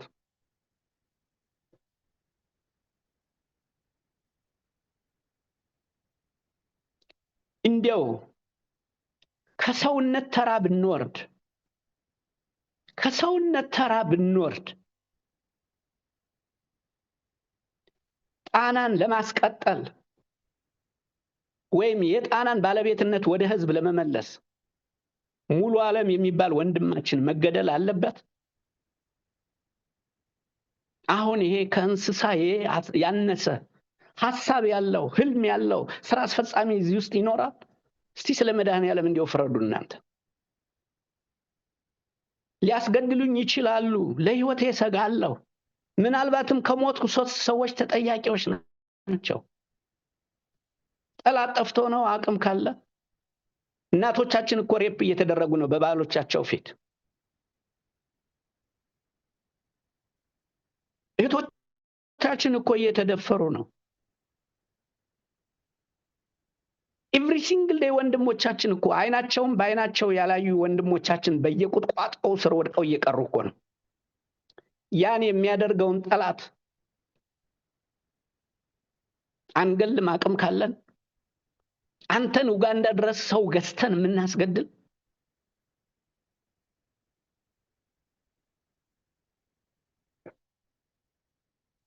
ይሄ ሰው ሁን። ጣና ቀጠለም አልቀጠለም፣ ፈረሰም አልፈረሰም፣ ነገ ዕድሜ ሰጥቶን የምንውል የምናደር ሰዎች እንተዛዘባለን። ነውር ነው። አንድም ቀን ስላንተ ክፉ አንድም ሲንግል ቀን እንዲያውም በሽተኛ ነው ተንከባከቡት ከማለት ውጪ ምንም አስቦ የማያውቅ ስራ አስፈጻሚ ሊያስገድሉኝ ይችላሉ ብለህ በአደባባይ ወጥተህ ስትናገር አለማፈር በጣም ያሳዝናል። ይሄ ሼም ነው። ለሚሰማው ሰው ራሱ ሼም ነው። እንደ አማራ እንደ ጎንደር አንተን የመሰለ ባለሙያ ወንድሞች ሊያጠፉህ ምክንያቱ ጣናን በባለቤትነት ወደ ህዝብ ለማዞር ሲባል ለምን ጣና ድርግም ብሎ አይዘጋም? አንተ ከምትሞት በጣም ያሳዝናል። ስለዚህ እነኚህ ሐሰት የሆኑ ከውሸት የራቁ ከሄዳችሁበት የጥፋት ጎራ ለመደበቅ መንገድ ለመደበቅ የምትቆፍሩት ጉድጓድ ካልሆነ በስተቀር ጣና ውስጥ ይህንን የሚያስብ ስራ አስፈጻሚ አንድም የለም፣ በጭራሽ አንድም፣ ወደፊትም አይኖርም። ይሄን ልቦና ያውቀዋል። ሌላው ጋዜጠኞቹ በአንተ ፈቃድ የመጡ ናቸው አብዛኛዎቹ። እነሱ ካልተቀጠሩ ብለህ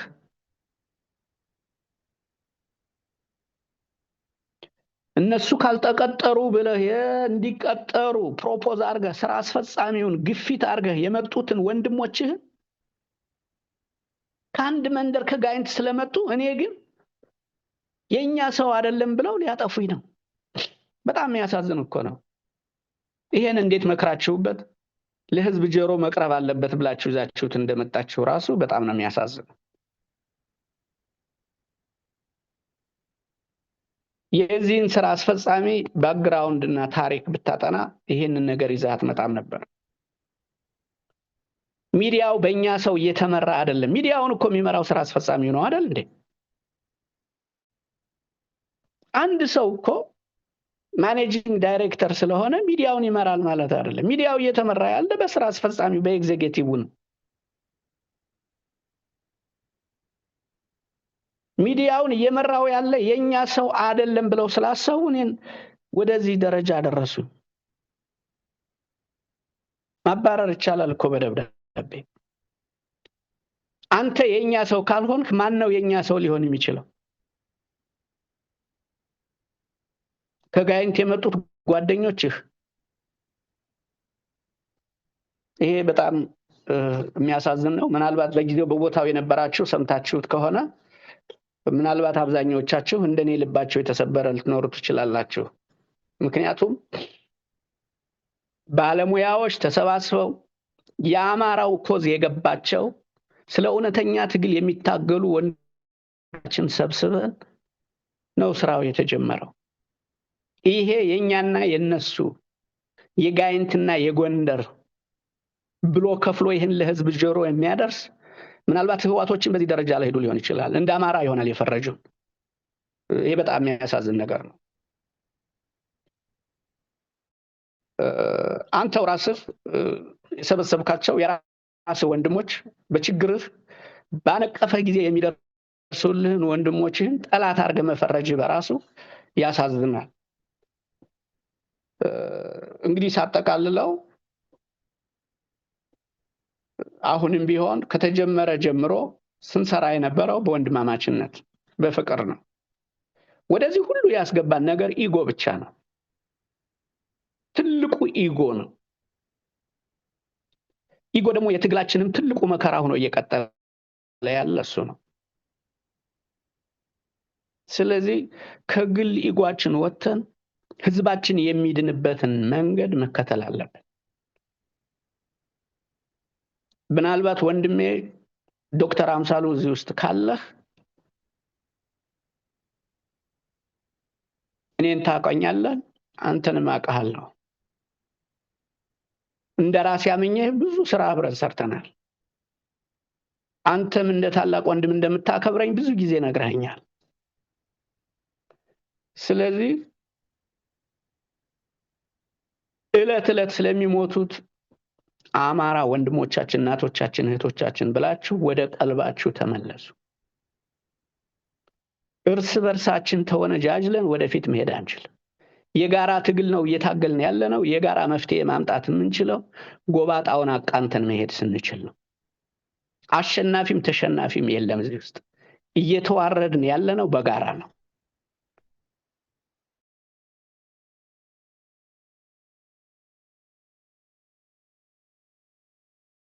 ሸሽ ከእውነት አያስፈልግም። ወንድ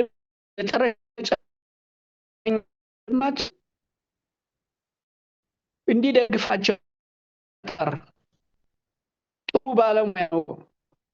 ዶክተር በቀለ ነው ሐሳቡን ያመጣውና ስራ አስፈጻሚ ይቀጠር ሲባል ገንዘብ የለም በዚህ ሰዓት እንዴት ነው ሊቀጠር የሚችለው ተጨማሪ ሰራተኛ ብሎ የተቃወመው አንደኛ ሂሳብ ሽሙ በረደድ ነው። በኋላ ግን ከተወሰነ ጊዜ በኋላ እየሰራ ነው ተባለ። እንዴት ሲባል አይ እኔ ከግሌ ከፍለዋለሁ ብሎ ዶክተር አምሳሉ የ2 ወር እየከፈለው ስለሆነ እየሰራ ነው ተባለ። አይ ኦኬ ጥሩ። በክፋት ያየው ማንም ሰው አልነበረም። እሺ ስራ መልካም ተብሎ ነው የተቀጠለው። አሁን ግን መጨረሻ ላይ እሱ ከሌላ መንደር እንደመጣና በዚህ መንደርተኛ ሰዎች በጎጠኛ ሰዎች እንደተገፋ ተደርጎ የቀረበበት በጣም የሚያሳዝን አቀራረብ ነውና ፕሊዝ እኔ ብዙ ነገር ብዙዎቻችሁ ተናግራችሁታል። ይሄ ግን ሐቅን ወደ ጎጥ ወስዶ ለመሸሸግ የተደረገበት ነገር እውነትነት የሌለው ስለሆነ ወደ እውነታው ተመልሰን ህዝባችን እናግዝ፣ እንርዳ፣ ከውርደታችን እንውጣ። ይሄን ነው ማለት የምፈልገው። ምናልባት የዘነጋሁት ነገር ካለ ሳሚ ልትጨምርበት ትችላለህ። አመሰግናለሁ። አመሰግናለሁ ፊታውራሪ። አይ ጥሩ ነው ያቀረብከው። ምናልባት እንደው ለመጠቆም ያህል የሙሉ ዓለምን ነገር በጣም ብዙ ሰዎች ከሰሙ በኋላ በጣም በርካታ ሰው ስልክ ይደውል ነበረ። እንደው ባካችሁ እንደዚህ እንዳትሉ፣ እንዳትወርዱ፣ እንዳትሰዳደቡና እንደው ያላችሁን የተፈጠረውን ችግር ብቻ ለማስረዳት ሞክሩ የሚሉ በርካታ ሰዎች ነበሩና እኛም ተነጋግረን የምንናገረው እውነት ብዙ አለ። ስለሆነ ፎከስ የምናደርገው ኃላፊነት ይሰማናል። ህዝብ አለ፣ ሀገር አለ። እኛ ያደግንበትን ማህበረሰብና ስነ ልቦና እንደዚህም ስላልሆነ ወደ ተራ ብሽሽቅና ስድብ ውስጥ አንገባም ብለን በዛ መሰረት ነው አሁንም እንትን እያልን ያለ ነውና በሙሉ ዓለም ላይ ፊታውራሪ እንዳለው እንዲያውም እውነት ለመናገር አቶ ሰለሞንን ያስተዋወቁት እኔ ነኝ። የሚዲያው ሊጀመር ሲል በርቀት ነበር የሚተዋወቁት፣ አውርተው አያውቁም። ዶክተር አምሳሉንም ኦክቶበር አካባቢ ነው ሚዲያው ተጀምሮ ከሆነ ጊዜ በኋላ ነው እኔ ነኝ ያገናኟቸው ያስተዋወቅኳቸው። እና ምን ልላችሁ ፈልጌ ነው ለሙሉ ዓለም ከነሱ ይልቅ በዚህ በኩል listen how much you want to take? Do you have option in your phone? ሚዩት አድርገው። ያ እና በዚህ በኩል እንደ ወንድም አይተን ከኔ ጀምሮ ሁላችንም አብዛኞቻችን ጥሩ ወንድሞቹ ሲሰደድም ምንም ችግርም ሲደርስበት አይዞ የምንለው ያቅማችን ያህል እንደ ወንድም ከጎንም እንቆም እንጂ እንዳለው በሱ ላይ ክፉ አስበን ከዚህ ከስራ አስፈጻሚውም ለማስወጣት አንድ ቀን በአእምሮ ራሱ ያሰበ ያለ አይመስለኝም እንኳን ልንነጋገርበት። እና ለኔ ነው የጻፈልኝ ከስራ አስፈጻሚ ማን ነው ከድርጅት ልታባረረኝ ከስራ ሰው እያደራጀ ነው ለጻፈልኝ። እና ከዛ በኋላም ተነጋግረን አናውቅም። በቴክስት ሊያስረዳው ሞከርኩ። በፍጹም እንደዛ አይደለም ብዬ ከዛ በኋላ ተገናኝተን አናውቅም። አሁንም ክፉ አናስብም፣ ለሱ ክፉ አናስብም። ብዙ ውጥንቅጥ ነገሮች አሉ። እሱን እንትን እንላለን። ከሱ ላይ ብዙ ትኩረትም አናረግም። የተናገረው ነገርም የዛሬ ዓመትም የዛሬ 10 ዓመት 20 ዓመት ተከትሎት የሚሄድ ለራሱ የሚያሳፍረውን እና እንትን የሚለውን ነገር ነው የተናገረው። እና ዛሬ ፎከስ አናርግም። እንደ አንድ ነገርን እንድትሉልኝ እንድትይዙልኝ ፈልገው ፊታውራሪ እንዳለው ስታፍ የሚመለከት አይደለም ሪፎርሙ። እንደውም ከዚህ በፊት እሱ ስታፍ ብቻ ነው፣ የሚዲያው ማኔጂንግ ዳይሬክተር ነው። ከዛ ባለፈ በዚህ በማኔጅመንቱ አይሳተፍም። እንደውም አሁን በሪፎርሙ እሱ እንዲገባ ተደርጓል እንጂ ማኔጂንግ ዳይሬክተርነት በፊትም ነበር፣ አሁንም እንደዛ ነበረ። ግን ዶክመንቱን ኤዲት አድርጎ አስተካክሎ ለሰዎች እየደወለ ዶክመንቱን እያሳየ አያችሁት፣ እኔን ለይተው ሊያባርሩኝ ምናምን እያለ የተሳሳተ ዶክመንት ለሰዎች ሼር አድርጎ ያም ዶክመንት ደርሶኛል እና ብዙ ሰዎችም ነግረውኛል እና ያ በፍጹም ምናልባት ያያችሁ ሰዎች ካላችሁ ዶክመንት የላከላችሁና ያያችሁ ካላችሁ እንደዛ የመሰላችሁ ካላችሁ በፍጹም ውሸት ነው። ራሱ ኤዲት አድርጎ ያዘጋጀው ዶክመንት ፌክ ዶክመንት ነው። እኛ እሱን በተመለከተ የተሰራ አንዳችም ነገር እንደሌለ እንድትገነዘቡልን እጠይቃለሁ። ሌላው ይሄ እንትን ሀክ ምናምን በርዘጉበት ምናምን የሚለው እዛ ኡጋንዳ አብረው ያሉ የእሱ ጓደኞች የነበረውን ስለሚነግሩን ወደ እነሱ አይ ቲንክ ባልፍ ጥሩ ነው። አላችሁ ይርጋ፣ አበበ፣ አማረ፣ ረማረ ምናልባት ሳሚ እዚች ጋር ዶክመንቷ ላይ ክሊር ለማድረግ ምናልባት ሪፎርም ዶክመንቱ መነሻ ሀሳቡንም እኔ ስላዘጋጀሁት እዚህ ጋር ማሳየትም ይቻላል እንትኖቹን እንትን ብዬ ማለት ነው። እና ሌላ ዶክመንት አለመሆኑን አንድ 2 ደቂቃ ብቻ ስጠኝ። ችግር የለውም። እስከዛ ተዘጋጁ አንዳችሁ። መልካም አይ ቲንክ ይታያል መሰለኝ። ይህ ሰነድ ይታያል አይደል ሳሚ? አንዴ ኮንፊርም ይታያል። መልካም እንግዲህ እንደምታዩት የዚህ የጣና ሳተላይት ቲቪ የአሰራርና አስተዳደር ማሻሻያ ሰነድ ምንም ወደ ከፕሮዳክሽን ጀምሮ ካለው ወደ ታች ወደ ጋዜጠኞቹም ከፕሮዳክሽን በስር ማኔጂንግ ዳይሬክተር ነው ያለ። ከማኔጂንግ ዳይሬክተር ውስጥ በታች ያሉት ጋዜጠኞቻችን ናቸው እና ከፕሮዳክሽን በታች ያለውን አይመለከትም። እዛ በላይ ያለውን የማኔጅመንት ነው የአስተዳደርና አሰራር ነው የሚለው ዶክመንቱ ራሱ ማለት ነው። እና የተዘጋጀው የካቲት ነው እያዘጋጀን ነበር። መግቢያው ምንም አስፈላጊ አይደለም ማለት ነው። ይሄ ሪፎርሙ የሚካሄድባቸው እዚህ ላይ ማየት እንደምትችሉት የሚከተሉት 7 የሚዲያው የስራ ዘርፎች ላይ ማሻሻያ ይደረጋል የሚለው 7ቱ የስራ ዘርፎች አንደኛው ምዝገባው ነው። ምዝገባው በምን ይሁን የሚለው ነው እና እዚህ ላይ እንደሚታየው የሚዲያው የህዝብ ባለቤትነቱን በሚያረጋግጥ መልኩ በ5 ሰዎች ምዝገባ ይደረግ ነው። የሚያስመዘግቡ ሰዎችም ተብሎ የተመረጡ ይሄ ኮሚቴውም ያጸደቀው የስራ አስፈጻሚ ያጸደቀው እዚህ ጋር 5 ሰዎች ነበሩ ስማቸው ማለት ነው። እዚህ ጋር እንዳይታይ ስማቸው ያው እንትን ስላልኩት ነው። ሌላው ሁለተኛው ማሻሻያ የሚደረግበት የባንክ አካውንት ነው። የጣና ሳተላይት ቴሌቪዥን የባንክ አካውንት በ3 የፋይናንስ ኮሚቴ አባላት እንዲከፈት ይደረጋል ነው። ስም ዝርዝራቸው ደግሞ እነዚህ 3 ሰዎችም እዚህ ተቀምጧል በኮሚቴ የጸደቀ። ከዛ ሶስተኛው የጠቅላላ ጉባኤ ነው። የጣና ሳተላይት ቴሌቪዥን ጠቅላላ ጉባኤ ከ55 እስከ 99 አባላትን የሚያካትት ነው ተብሎ እዚህ ጋር ዝም ብሎ ድራፍት የሆነ ሊስት ተቀምጧል። ወደ 130 የሚደርሱ ሰዎችን እዛ ውስጥ ስክሪን አድርገን ጠቅላላ ጉባኤውን እናቋቁም ተብሎ ይሄ በሙሉ የምታዩት ድራፍት ነው። በተለይ ድጋፍ ያደረጉልን ሰዎች እነሱን ወደዚህ አመጣን ስክሪን አውት እያደረግን እየገመገምነ እስከ 99 ከ55 እስከ 99 ያሉ ሰዎችን ልንመርጥ ያዘጋጀነው ድራፍት ነው ይሄ ማለት ነው። ወደ 120 ነው 110 ምናምን ሰው የሚደርስ ማለት ነው። መጨረሻው ቁጥር 110 ሰው ማለት ነው። 110 ሰው የሚላቸው ስልክ ቁጥራቸው ማለት ነው።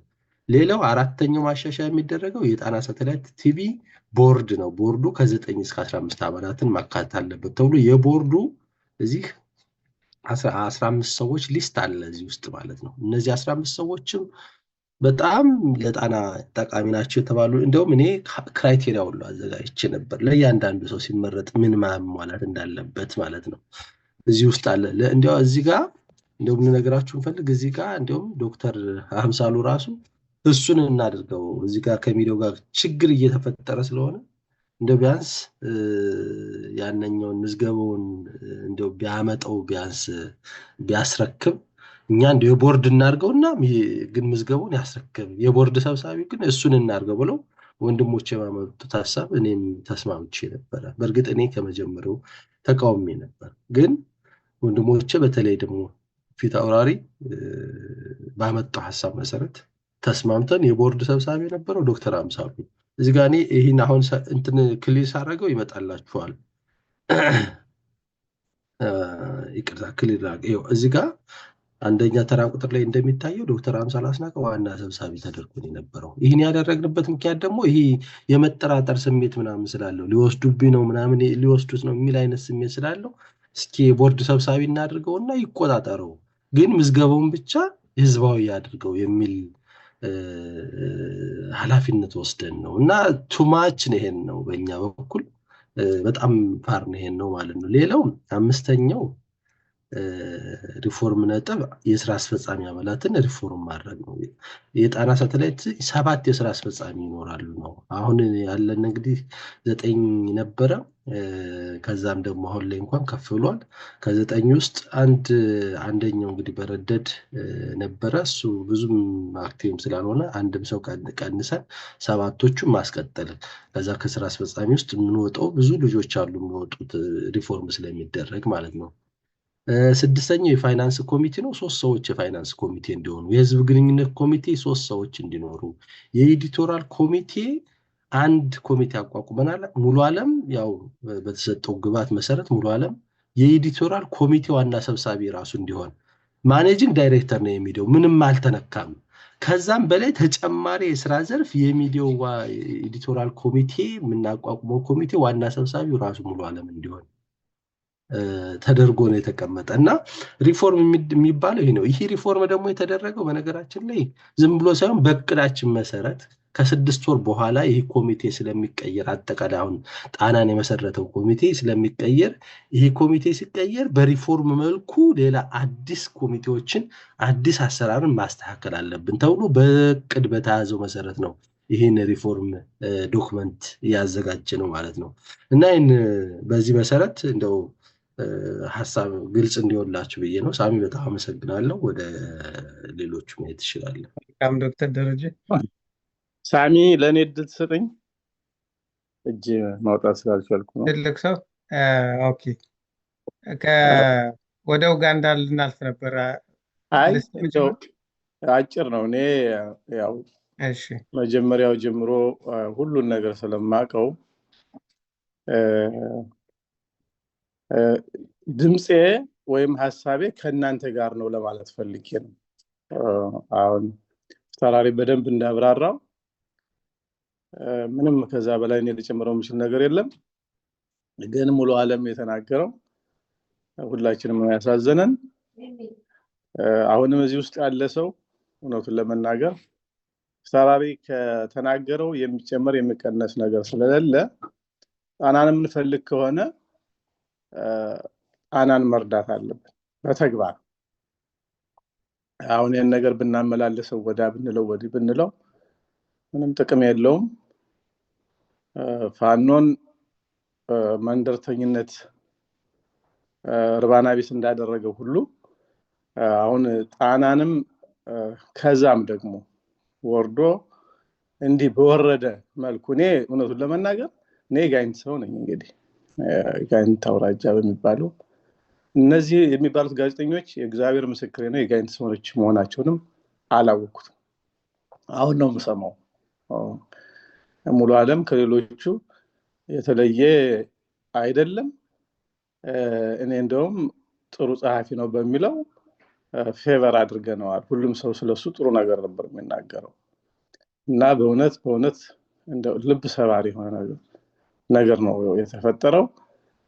ግን ጣና እንዲቆይ ከፈለግን አሁን እዚህ ብዙ ሰው አለ፣ ወደ 60 የሚሆን ሰው። የወሬ ሎም ፍሬ ይላል የሀገሬ ሰው፣ የገጠሩ ሰው። የወሬ አሁንም ፍሬ ስለሌለው የምንችለውን አስተዋጽኦ ብናደርግ እና ጣና እንዲቀጥል ብናደርግ እሱ ነው ተግባር ነው ሊያግዘው ትግሉን የሚችለው ማለት ነው። እዚህ ላይ ጨርሻለሁ። ሳሚ ታንኪዩ፣ በጣም አመሰግናለሁ አቶ ትልቅ ሰው። የጣና መስራች ነው፣ እያንዳንዱን የነበረውን ሂደት የሚያውቅ ነው። አመሰግናለሁ። ቆይ አንዴ ማሳሰቢያ የምትቀበሉ ከሆነ ማሳሰቢያ መናገር እፈልጋለሁ። ቆይ ልጆቹ ያቅርቡና በኋላ ወደ ጥያቄና መልስ። ማሳሰቢያውን እሺ፣ ምንድን ነው ማሳሰቢያ? እኔ ገናሁን እምሩ ደስታ እባላለሁ። ዶክተር በቀለ አለ በመባሉ በጣም ነው ደስ ያለኝ። ይርጋ ያቀኛል። በትውልድ ጎጃሜ ነኝ። ትንሽ ስጋ እንደ መርፌ ተወጋ የሚባል ነገር አለ። በየምድር ሲነካ እናንተ ጎንደር የምትሉት ለእኔ አይስማማኝም። በየምድር ሲነካ ሁልጊዜ ባሽ ይሆናለሁ። ችግሩ አሁን ትልቅ ሰው እንደተናገረው መጀመሪያ አፍተራሪ የተናገሩት እንግዲህ በእድሜ ከኔ ሊያንሱም ሊበልጡም ይችላሉ እና ሰው ልበል ሳለማናተዋወቅ እሳቸው የተናገሩት በቂ ይመስለኛል። ከዚህ ውጭ ሌላ ጊዜያችሁን ባትጨርሱና ምን ያክል አባላት አላችሁ? አባላቱ ቃል እንዲገባና አትሊስት ከ150 ያላነሰ አባል ካለ ራስ የኔን ጨምሮ 50 ብር በየወሩ እናውጣና ሚዲያ ይቀጥል። በየወሩ ይሄንን የምናወጣ ከሆነ እናስቀጥለው። ከዛ በኋላ ሰው እየጨመረ ሲመጣ ከ50 ብር ወደ 20 ብርም ልንወርድ እንችላለን። ቀስ በቀስ እንቁላል በእግሩ ወደ እንደሚባለው ሁሉ ብታረጉ ጥሩ ይመስለኛል እንጂ አሁን ብሶታችሁን ሶስታችሁ አራታችሁ ተናግራችኋል። ይበቃናል። አሁን ትልቅ ሰው እንደተናገረው ምን እንስራ፣ ምን እናደርግ፣ ችግር የለውም። የሸዋ ሰው የሚናገረው ነገር አለ። በየምድር አፈሙዝ ሳያዞር ተጠንቀቅ ይላል። የበየምድር ችግሩ ምንድነው? ተሎ ብሎ አፈሙዝ ማዞር ይፈልጋል። ይሄ ስራው ነው እና ይሄንን የቆየ ስለሆነ ምንም ልናረገው ማንችል ስለሆነ አሁን ምን እንስራ ካለው ከትልቅ ሰው ጋራ የዚህ በኋላ ስለሰዎቹ ወደ ህግ ተወስዱ ደስታውን አልችልም። ለሌላ አርጓ አታርጉ ይላችሁ አልችልም። ምክንያቱም ወደ ህግ መሄድ ማለት ማስተማር ማለት ነው።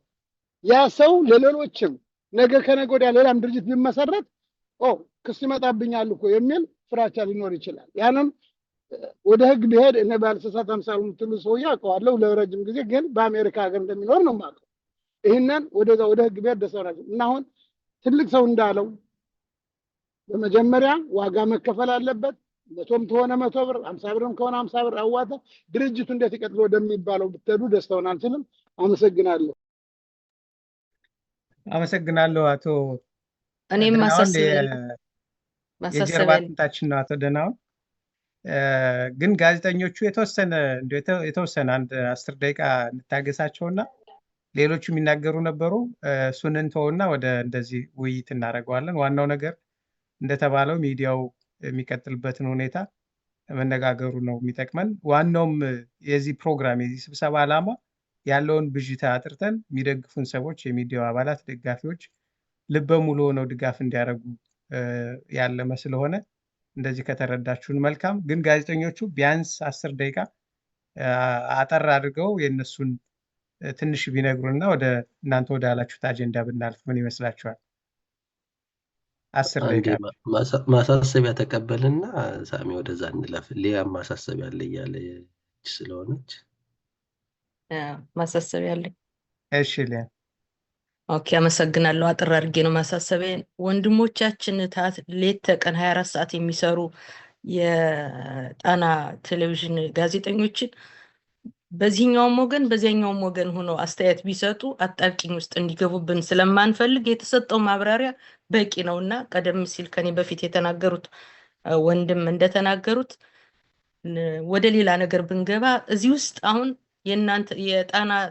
የጣና እንትን ደጋፊ እንዳለ ሁሉ ሪከርድ እያደረገ የሚደሰት ተቃዋሚም እንዳለ ግምት ውስጥ አስገብታችሁ ወደ ምን እናድርግ ወደሚለው መፍትሄ ብትገቡ ወንድሞችን እዛ መከራ የሚያዩትን ወንድሞችን አስተማማኝ ባልሆነ ሀገር ያሉትን ወንድሞቻችን ሁሉ ነው ፕሮቴክት ማድረግ ይኖርብናል የሚል ነው። አስተያየት ሰጥተው ሌላ ነገር ውስጥ እንዳይገቡ እባካችሁን እነሱ ይቅሩና ወደ ምን ይደረግ ወደሚለው እንግባ የሚል ነው። ታንኪዩ። አመሰግናለሁ ሊያ። እንደዚህ ከሆነ እንትን ማሳሰቢያውን ልቀበል።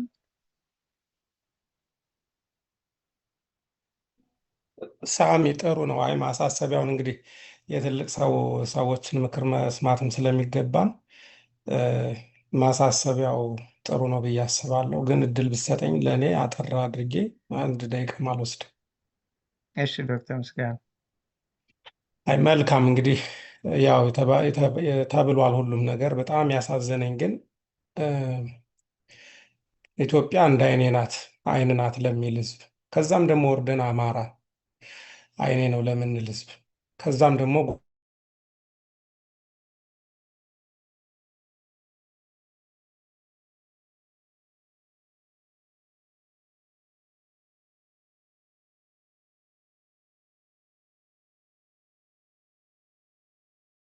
ይሄ መቼም በጣም አሳዛኝ ነው። ይቅርታም ሊጠየቅበት የሚገባ አይደለም። ይቅር የሚባልም አይደለም። ይሄ ነውር፣ በጣም ነውር ነው። ሁሉም ሊቀር ይችላል። ፊታውራሪ እንደተናገረ ጣና ሊቀጥልም ይችላል፣ ላይቀጥልም ይችላል። ኦፍኮርስ ይቀጥላል፣ ግን ዘላለማዊ ድርጅት የለም። ግን ይሄ ህዝብ ከጥንት ጀምሮ በአንድነት ለዘላለም የኖረ ህዝብ ነው። በዚህ ህዝብ ላይ ይሄንን ያህል ነውር መናገር በጣም በጣም እኔ ማመን ያቃተኝ፣ በሚናገሩት ሰዎች ላይ ራሱ ማመን ያቃተኝ ምን ሲሉ እንደነበር። እንዲያውም ብዙዎቻችን ለተወለዱበት አካባቢ ትኩረት አያደርጉም የሚሉን ሰዎች ራሳቸው በዚህ ደረጃ እንደገና ወርደው ብቻ ያሳዝናል። እና ከዚህ በላይ እኔ ባልናገር ደስ ይለኛል። ማሳሰቢያውን ብትቀበል ሳሚ፣ አመሰግናለሁ። እኔ ግን አጭር ጥያቄ ነበረችኝ። በጣም ይቅርታ። ምክንያቱም አንዳንድ ጊዜ ውሸት ሲደጋገም እውነት ይሆናል የሚለውንም ግምት ውስጥ ማስገባት ጥሩ ነው። እንደሰማችሁት በቀደም 4 ሰዓት ሙሉ ነው ያዳመጥናቸው። 4 ሰዓት ብቻቸውን አውርተው ጨርሰዋል። ብዙ ሰው ብሬን ዋሽ አድርገዋል። በነገራችን ላይ በቅድ በፕላን ነው የሰሩት። የእነሱን ውሸት ማምከን የሚቻለው የእናንተን እውነት በመናገር ነው። እኔ ስለ ጣና ፖዘቲቭ ብቻ ይነገር አሁን በዚህ ይሁን ያሉ ወንድሞችን የተናገሩትን መብት አከብራለሁ። ግን እዚህ ውስጥ ያላችሁ የስራ አስፈጻሚዎች የእያንዳንዳችሁን ባጭር መስማት ግን እንፈልጋለን። ብዙ ሰው ማድመጥ ይፈልጋል። በነገራችን ላይ እኔ ያን ጊዜም ተጋብዘው ሀሳብ አስተያየት የሰጡ ሰዎች እንዲያዳምጡ ኢንቦክስ አድርጌላቸዋለሁ። ለምሳሌ እንደ ጋዜጠኛ ሀብታሙ አያሌው መስማት ስላለበት ብዙ ሰዎችን ብሬን ዋሽ አድርገዋል። በተለይ ተለይቼ ተጠቃሁ። እንዲሁም እኔ እናንተ ስታብራሩተኛውን ከጎጥ ጋር ከምናምን አያያዛችሁት እንጂ እኔ ሙሉ ዓለም ገብረመድህን ራሱ በማንነቱ ሁሉ በትግሬነቱ ሁሉ ለይታችሁ የተጠቃ ሁሉ መስሎ ነበር። እኔ ከጎጥ ከምናምንማ ስራ አስፈጻሚዎች እኮ እኛ የምናውቀው እኮ ናቸው። ከሱ ጋር የቆሙት እኮ በጋይንት በቅርብ ርቀት ያሉ ሰዎች ናቸው። 3ቱ 4ቱ ከሙሉ ዓለም ጎን ቆም ነው የሚሉ ሰዎች። በጎጥ ከሆነ በጎጥ አልመሰለኝም። እኔ የማንነት ሁሉ በትግሬነት ሁሉ ተጠቃሁ ያለ መስሎኝ ነበር። እንግዲህ እናንተ እንዳላችሁት ደግሞ አሁን ወደ ጎጥ ሆኖ አግኝቼዋለሁ። ይሄን በደንብ ሰው ማድመጥ መቻል አለበት። ውሸት ሲደጋገም እውነት ይሆናል ነው። እነሱ ደጋግመው የሚፈልጉትን ሲያሰሙ ነው ነበር። እናንተ ግን አልተሰማም። ወንድም የፊታውራሪ ያለው እንግዲህ ያዳመጠ አዳምጦታል። የፊታውራሪ ንግግር ያመለጠው ሰው ግን ምን መረጃ አገኘ? እንዴት አዳመጠ? በደንብ ሀሳባቸው መሰማት አለበት። እኔ ጋዜጠኞችም መታፈን የለባቸው፣ ሌሎችም ስሜታቸው መናገር ያለባቸው ባጭሩ መናገርና መስማት አለብን ብዬ ነው ማመን። እኔ ይሄን እናንተ እንዴት እንዳያችሁት እኔ አላውቅም። እንዴ በደንብ መሰማት አለበት። እነሱ ደጋግመው ተናግረው ሰውን ብሬንዎሽ አድርገው የተናገሩት እውነት አስመስለው ተናግረዋል። 9 ስራ አስፈጻሚ አንድ ስራ አስፈጻሚ ወጥቶ እውነት አስመስሎ ያን ያህል ደጋግሞ ሲናገር የ8ቱን ስራ አስፈጻሚ ድምፅ እኔ መስማት እፈልጋለሁ። ያልሰሟቸው አሉ። የእነሱን ማወቅ እንፈልጋለን። እውነት እኮ አስመሰላችሁት። አሁን እኮ በፊታውራሪ ያለው የ8ቱን አይወክልም እኮ። እያንዳንዳችሁ በደቂቃ ተሰጥቶ 8ቱ ስራ አስፈጻሚ ሪከርድድ መሆን አለበት። የአማራ ህዝብ ማወቅ አለበት። ጣና መቀጠል አለመቀጠል ሌላ ነገር ነው። ጣና እንዲቀጥል እያንዳንዳችን ኮሚትድ ሁነን ያመንበት ማስቀጠል አለብን። ቃል መግባት አለብን። ግን እያንዳንዳችሁን ድምፅ መስማት እንፈልጋለን። አሁን እሱ የሚለው ነገር ሌላ ነው። ፖለቲካ የሚሰሩ አንድ ሰው ነው የተናገረ፣ 2 ሰው ነው የተናገረ፣ እነዚህ ናቸው ሊገሉኝ የነበሩ ናቸው ይላል። ትናንትም ወጦ ስም ሲያጠፋ እንደነበረው። ስለዚህ እኔ ከእያንዳንዳችሁ በደቂቃ ድምፅ መስማት እንፈልጋለን። ጣና እንዲቀጥል የምንፈልግ ሰዎች በጣም ይቅርታ አድርጉልኝ። አመሰግናለሁ። ይሄ ግል ስሜቴ ነው። ኦኬ ታንኪዩ ሳሚ። እስኪ አሁን 2 ነገር እንቀጥል የሚለውን እስኪ መጀመሪያ ሲሳይ አጭር አድርገህ ለውሳኔ ምንትን እንዲለኝ። የሁላችሁም ሀሳብ ይገባኛል። አስተያየቱን ልቀበል ወይስ ልጆቹ የተባሉት ትንሽ እንትን ይበሉ፣ ወይ ደግሞ እንደተባለው ወደ ምን እናድርግ ወደሚለው ውይይት እንግባ። አይ እንትኖቹ ጋዜጠኞቹ በእነሱ ፍላጎት ላይ የተመሰረተ ይሁን። ምንድነው በመናገራቸው የሚገጥማቸው ሌላ እንትን ካለ ቢታው ችግር የለውም። እሱ በመናገራቸው የሚደርስብን ነገር የለም። እንዲያው መናገር እንፈልጋለን የሚሉ ከሆነ ግን ተጨማሪ ግብዓት የሚሆኑ ሀሳቦችንም ሊሰጡ ስለሚችሉ ቢናገሩ መልካም ነው ላለው። ሶ ኢት ዲፔንድስ ኦን የነሱ ፍላጎትና ብንናገር የሚደርስብን ነገር አለ የሚሉት ነገር ካለ በእነሱ ፍላጎት ልክ ይሆናል ማለት ነው።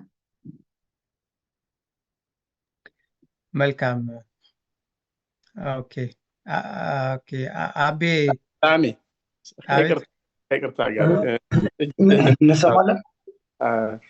ትልቅ ሰው አንድ ሀሳብ ብቻ ነው። እንዴት መሰለህ አሁን ወንድሜ እንግዲህ ሁላችን በዲሞክራሲ እናምናለን ምናምን እንላለን አይደለም።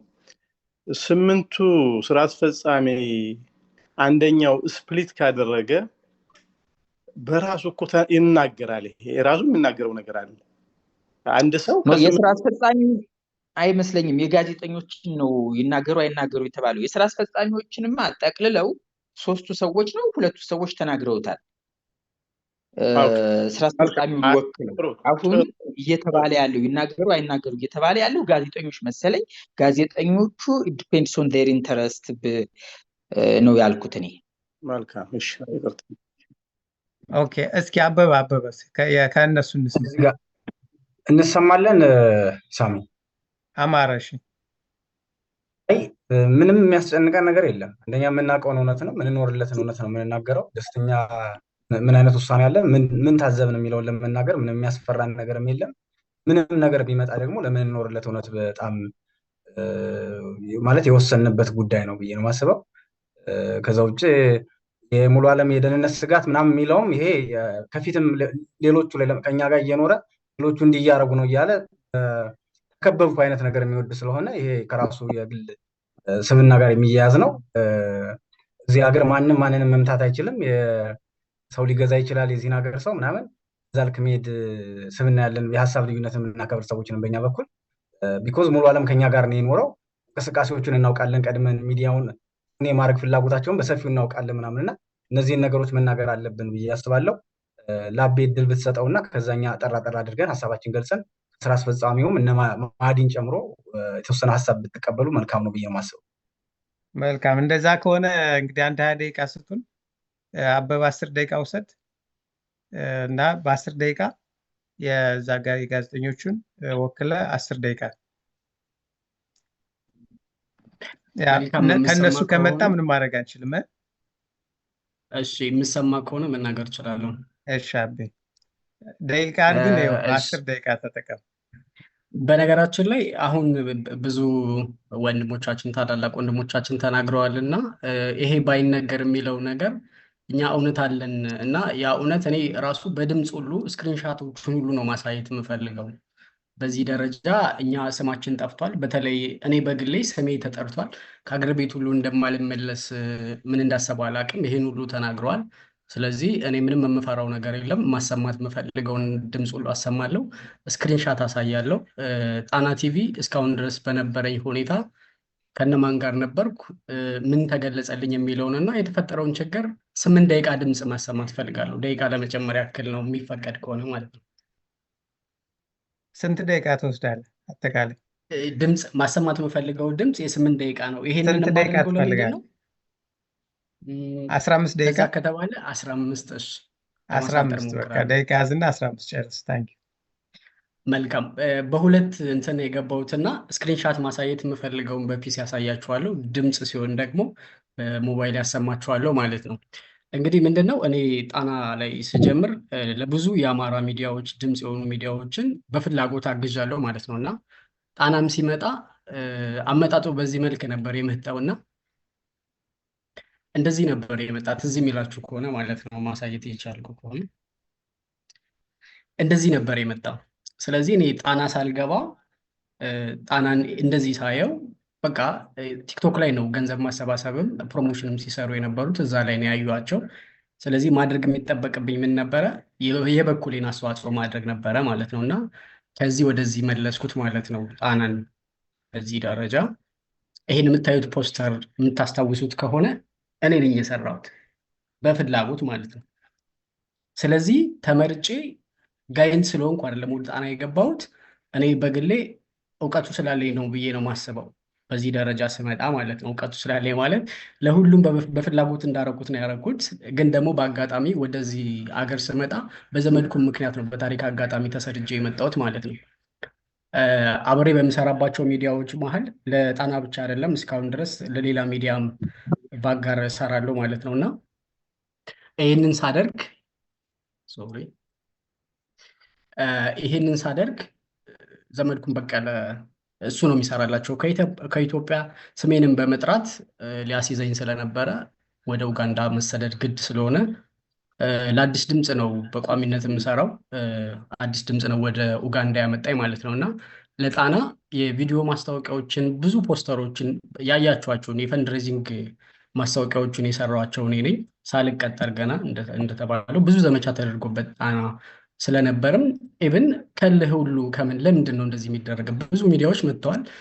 ስለዚህ ደግሞ ገና ስራውን እንኳን ሳያዩ ለምንድነው በዚህ የሚያደርጉበት ምናምን የሚለው እልህም ነበረብኝና በፍላጎት ነበር ሳረግ የነበረው። ግን የቅጥር እንትን ቀርቦልኝ ነበር በግሌ የግል ስራም ስለነበረኝ እዛ ባለሁበት ሁኔታ ጣና ላይ ተቀጥሬ መስራት ለእኔ ከባድ ነው የሚሆንብኝ።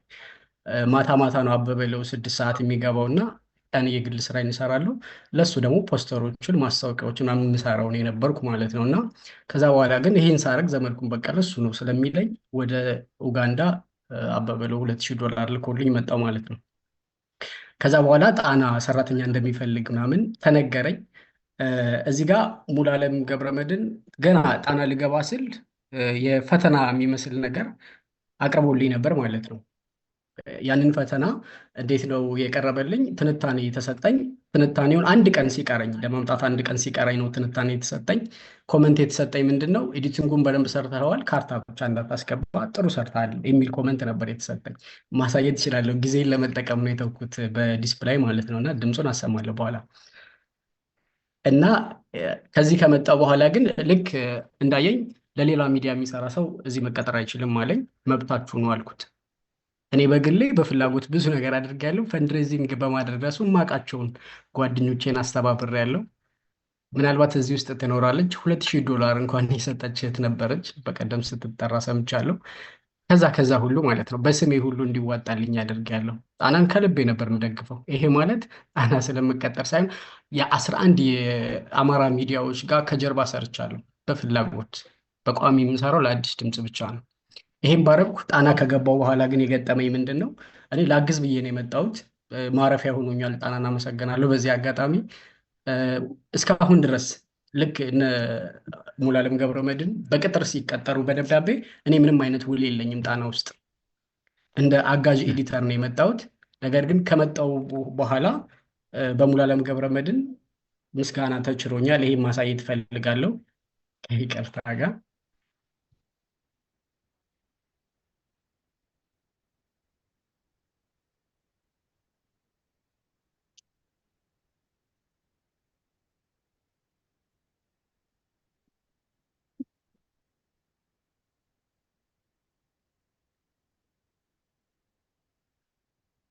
ሶሪ ይሄ ነው። ጠጋ አድርጌ ማሳየት ልሞክር።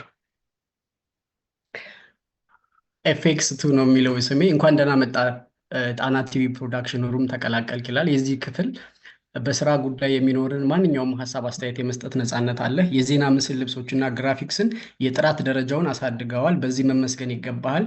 የሰዓት አጠቃቀምህን በግማሽ ሰዓት ማሻሻል ሞክር የሚል አስተያየት ነበር የተሰጠኝ። ነገር ግን ትናንት በተሰማው ደረጃ አሻሽለዋል፣ ሚዲያውን አሳድገዋል የተባልኩ ልጅ ከጋይንት ነው የመጣው የሚል ነገር ነው የኔ ስም። ስፔሻሊ ሌሎቹ ሀገር ቤት ይመለሳሉ፣ እሱ ግን አበበ ዳኘው ይባላል ተብዬ ስጠራ የነበረው ማለት ነው። ይሄ ሁሉ ግን የተፈጠረው ጣና አካሄዱ እስካሁን ድረስ በመጣበት ድምፁን አሰማለሁ የነበረው ሙሉዓለም ጣና ቲቪ በራሱ ጥፋት ኮሚቴ ጋይድላይን 2 ጊዜ ተሰጥቶታል።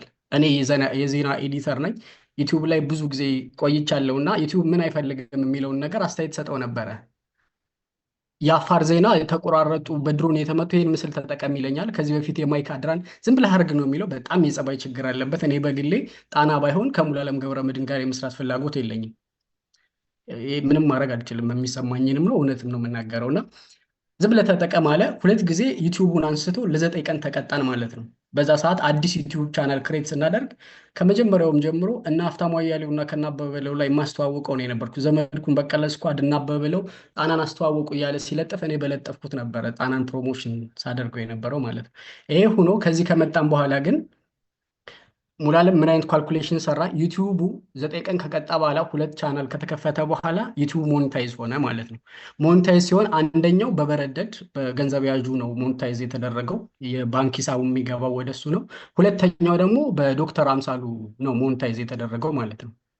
ሞኔታይዝ ከሆነ በኋላ ኢቭን የአብሮኝ ያሉት ሰራተኛ ወንድሞቼ ያንን የዩቲዩብ ቻናል እንዲያዩት አይፈልግም ነበረ፣ የሰራውን ገንዘብ ምናምን አይነት ነገር ማለት ነው። ወንድማችን ጋዜጠኛ ይርጋ ዜና የሚጽፈው አንዱ እሱ ነው። ላፕቶፑ ተሰብሮበት በድርጅቱ ላፕቶፕ ሲሰራ እንዳትሰጡ ይህን ላፕቶፕ የሚል ሰው ነው ሙላለም። ያ ማለት ከዛ ላይ ሎጊን ስለተደረገ ዩቲዩብ አክሰሱን ላለማየት ማለት ነው። እና ከኛ ላይ ሁሉ ከኔ ኤዲተሩ ላይ ፓስወርድ ተቀየረብኝ ማለት ነው። የመጀመሪያ ሀ ብሎ ሲነሳ የተፈጠረው ነገር ይሄ ነበር። ፓስወርድ ተቀየረ። ለጥንቃቄ ነው ምናምን ብዬ እኔ በጣም የብዙ ዩቲዩብ እንትኖችን ማኔጅ አደርግ ነበረ። ለጥንቃቄ ነው ብዬ አለፍኩት። ነገር ግን ስንባል የነበረው ስራ አስፈጻሚው ጣናን ማፍረስ እንደሚፈልግ ቅድም እንደተባለው ማለት ነው። ጥያቄዎቹን ላሰማችሁ እፈልጋለሁ። 8 ደቂቃዋን አሰምቼ ይጨርሳለሁ ማለት ነው። እና ማፍረስ እንደሚፈልጉ ምናምን ነበር የሚነገረን። እኔ ከማንም ጋር ኮንታክት የለኝም በስራ አስፈጻሚው። ወደዚህ ስመጣ አቶ ደረጀ ነበር ፐርፎርም ያደረገኝ ጣና ላይ እንድገባ የተነገረኝ ማለት ነው። እና ስቀጠርም $300 ነው የተቀጠርኩት። ምንም ጥያቄ አላቀረብኩኝ፣ እሺ ብዬ ነው የተቀጠርኩት። እና አይሆንም ለሌላ ሚዲያ አትሰራም ሲለኝ ዶክተር ደረጀን ደውዬ የነገርኩት ምንድነው 1 ወር እየኝ ሙላለም ይወደደኝ አልመሰለኝም፣ ግን 1 ወር እየኝ ያልኩት ማለት ገና ሰውን አይቶ ምንድነው ምናምን ሳይል ራሱ ነው ሰውን አታክ የሚያደርገው። ሰውን አሳንሶ ነው ማየት የሚፈልግ። ራሱን በጣም አግዝፎ ነው የራሱ የሆነ እኮ ተሰጥኦ አለው ሙላለም። ልክ ጸሐፊ ነው፣ በጣም ጎበዝ ነው። እኔ ኤዲተር ነኝ። እሱ የሚጽፈውን እኔ አልጽፈውም። እኔ ኤዲት የማደርገውን እሱ ኤዲት አያደርገውም። በዚህ መንገድ ማለት ነው። እና እንደዛ ተገናኝተን ግን ከኔ ጋር በጣም ስማርት የሆነ ግንኙነት ይኖርና እንጣላለንም። ካሉት ሰራተኞች በመካከል እኔን ነው የሚያቀርበኝ። ስለዚህ ምን አይነት ካልኩሌሽን ሰራ? ዩቲዩብ ሞኔታይዝ ከሆነ በኋላ ያንን ካልኩሌት አድርጎ 2000 ቢሰራ እኔ ይሄን ያህል ቢከፈለኝ ለአንተ ይሄን ያህል ብከፍልህ፣ ወንድማችን ያሬድ በኋላ የመጣ ልጅ አለ፣ ለሱ 500 ለእኔ 500 አደርግልሃለሁ አለኝ። አንድ ቀን ጠርተንና 2000 ቢሰራ ጣና እናስቀጥለዋለን። ስለዚህ ስራ አስፈጻሚ ሚዲያውን ሊያፈርሰው ስለሆነ እኛ እናስቀጥለዋለን የሚል ነገር ነበረ ለእኔ በራሴ በጆሮ የተነገረኝም። እና እኔም ጣና ሊያፈርሱት ከፈለጉ ለምንድን ነው ምናምን ብዬ ስል ፈንድሬዚንግ አያደረጉም የማያቸው የስራ አስፈጻሚዎች እና ማፍረስ ፈልገው ነው ምናምን የሚል ነገር ነበረኝ የእኔም ግምት። እንደውም አንዳንዶቹን ሁሉ በዚሁ ላይ ተናግሬያለሁ ትክክል እንዳልሰሩና እንደሚያፈርሱት አምኜ ነበር። በመጨረሻ ግን አንድ ነገር ነው የተነገረኝ። ለምንድን ነው ግን ገንዘብ የማይሰበስቡት ብዬ ስጠይቅ አቶ ሳሙኤል የሚቀርበው ልጅ አለ፣ እሱ ባንክ ስተትመንት አናመጣም አሉ። ባንኩን ደግሞ በራሳቸው ቀይረውት ነው። ለዛ ነው እነሱ ግልጽ አሰራር በሌለበት ባንክ አንሰበስብም፣ ብር አንሰበስብም ያሉት የሚል ነገር ተፈጠረ ማለት ነው። ፒክቸር ነው። ኦኬ ሶሪ። ኦኬ ከዛ በኋላ ይሄን ነገር ሲባል ለምንድን ነው ብዬ ጠየቅኩት። ስለመግባብ በሙላ ለምን ማለት ነው። ለምንድን ነው ባንክ ይቀየራችሁ ሲባል ዝም ብለው ነው ያለኝ። ለዚህ ይሄንን ነው የመለሰልኝ ለኔ። ከዛ ግን ስራ አስፈጻሚው ጋር ጋዜጠኞች ገብተው መስማት አለባቸው የተፈጠረውን ብለው ሲያሰሙን የነበረውን ሁኔታ ማሰማት ፈልጋለሁ ማለት ነው። ይሄ ሚዩት ላድርገውና በዚህኛው ላሰማችሁ የተፈጠረውን ነገር ማለት ነው።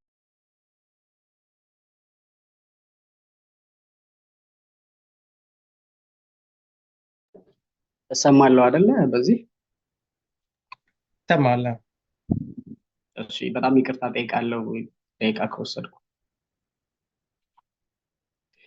እንግዲህ ከአቶ ሰለሞን ነው የምጀምረው። ይህንን ንግግር ከተናገረው ንግግር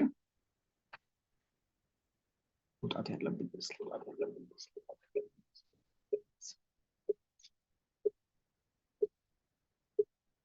ድምፁን ስለሚያሰማቸው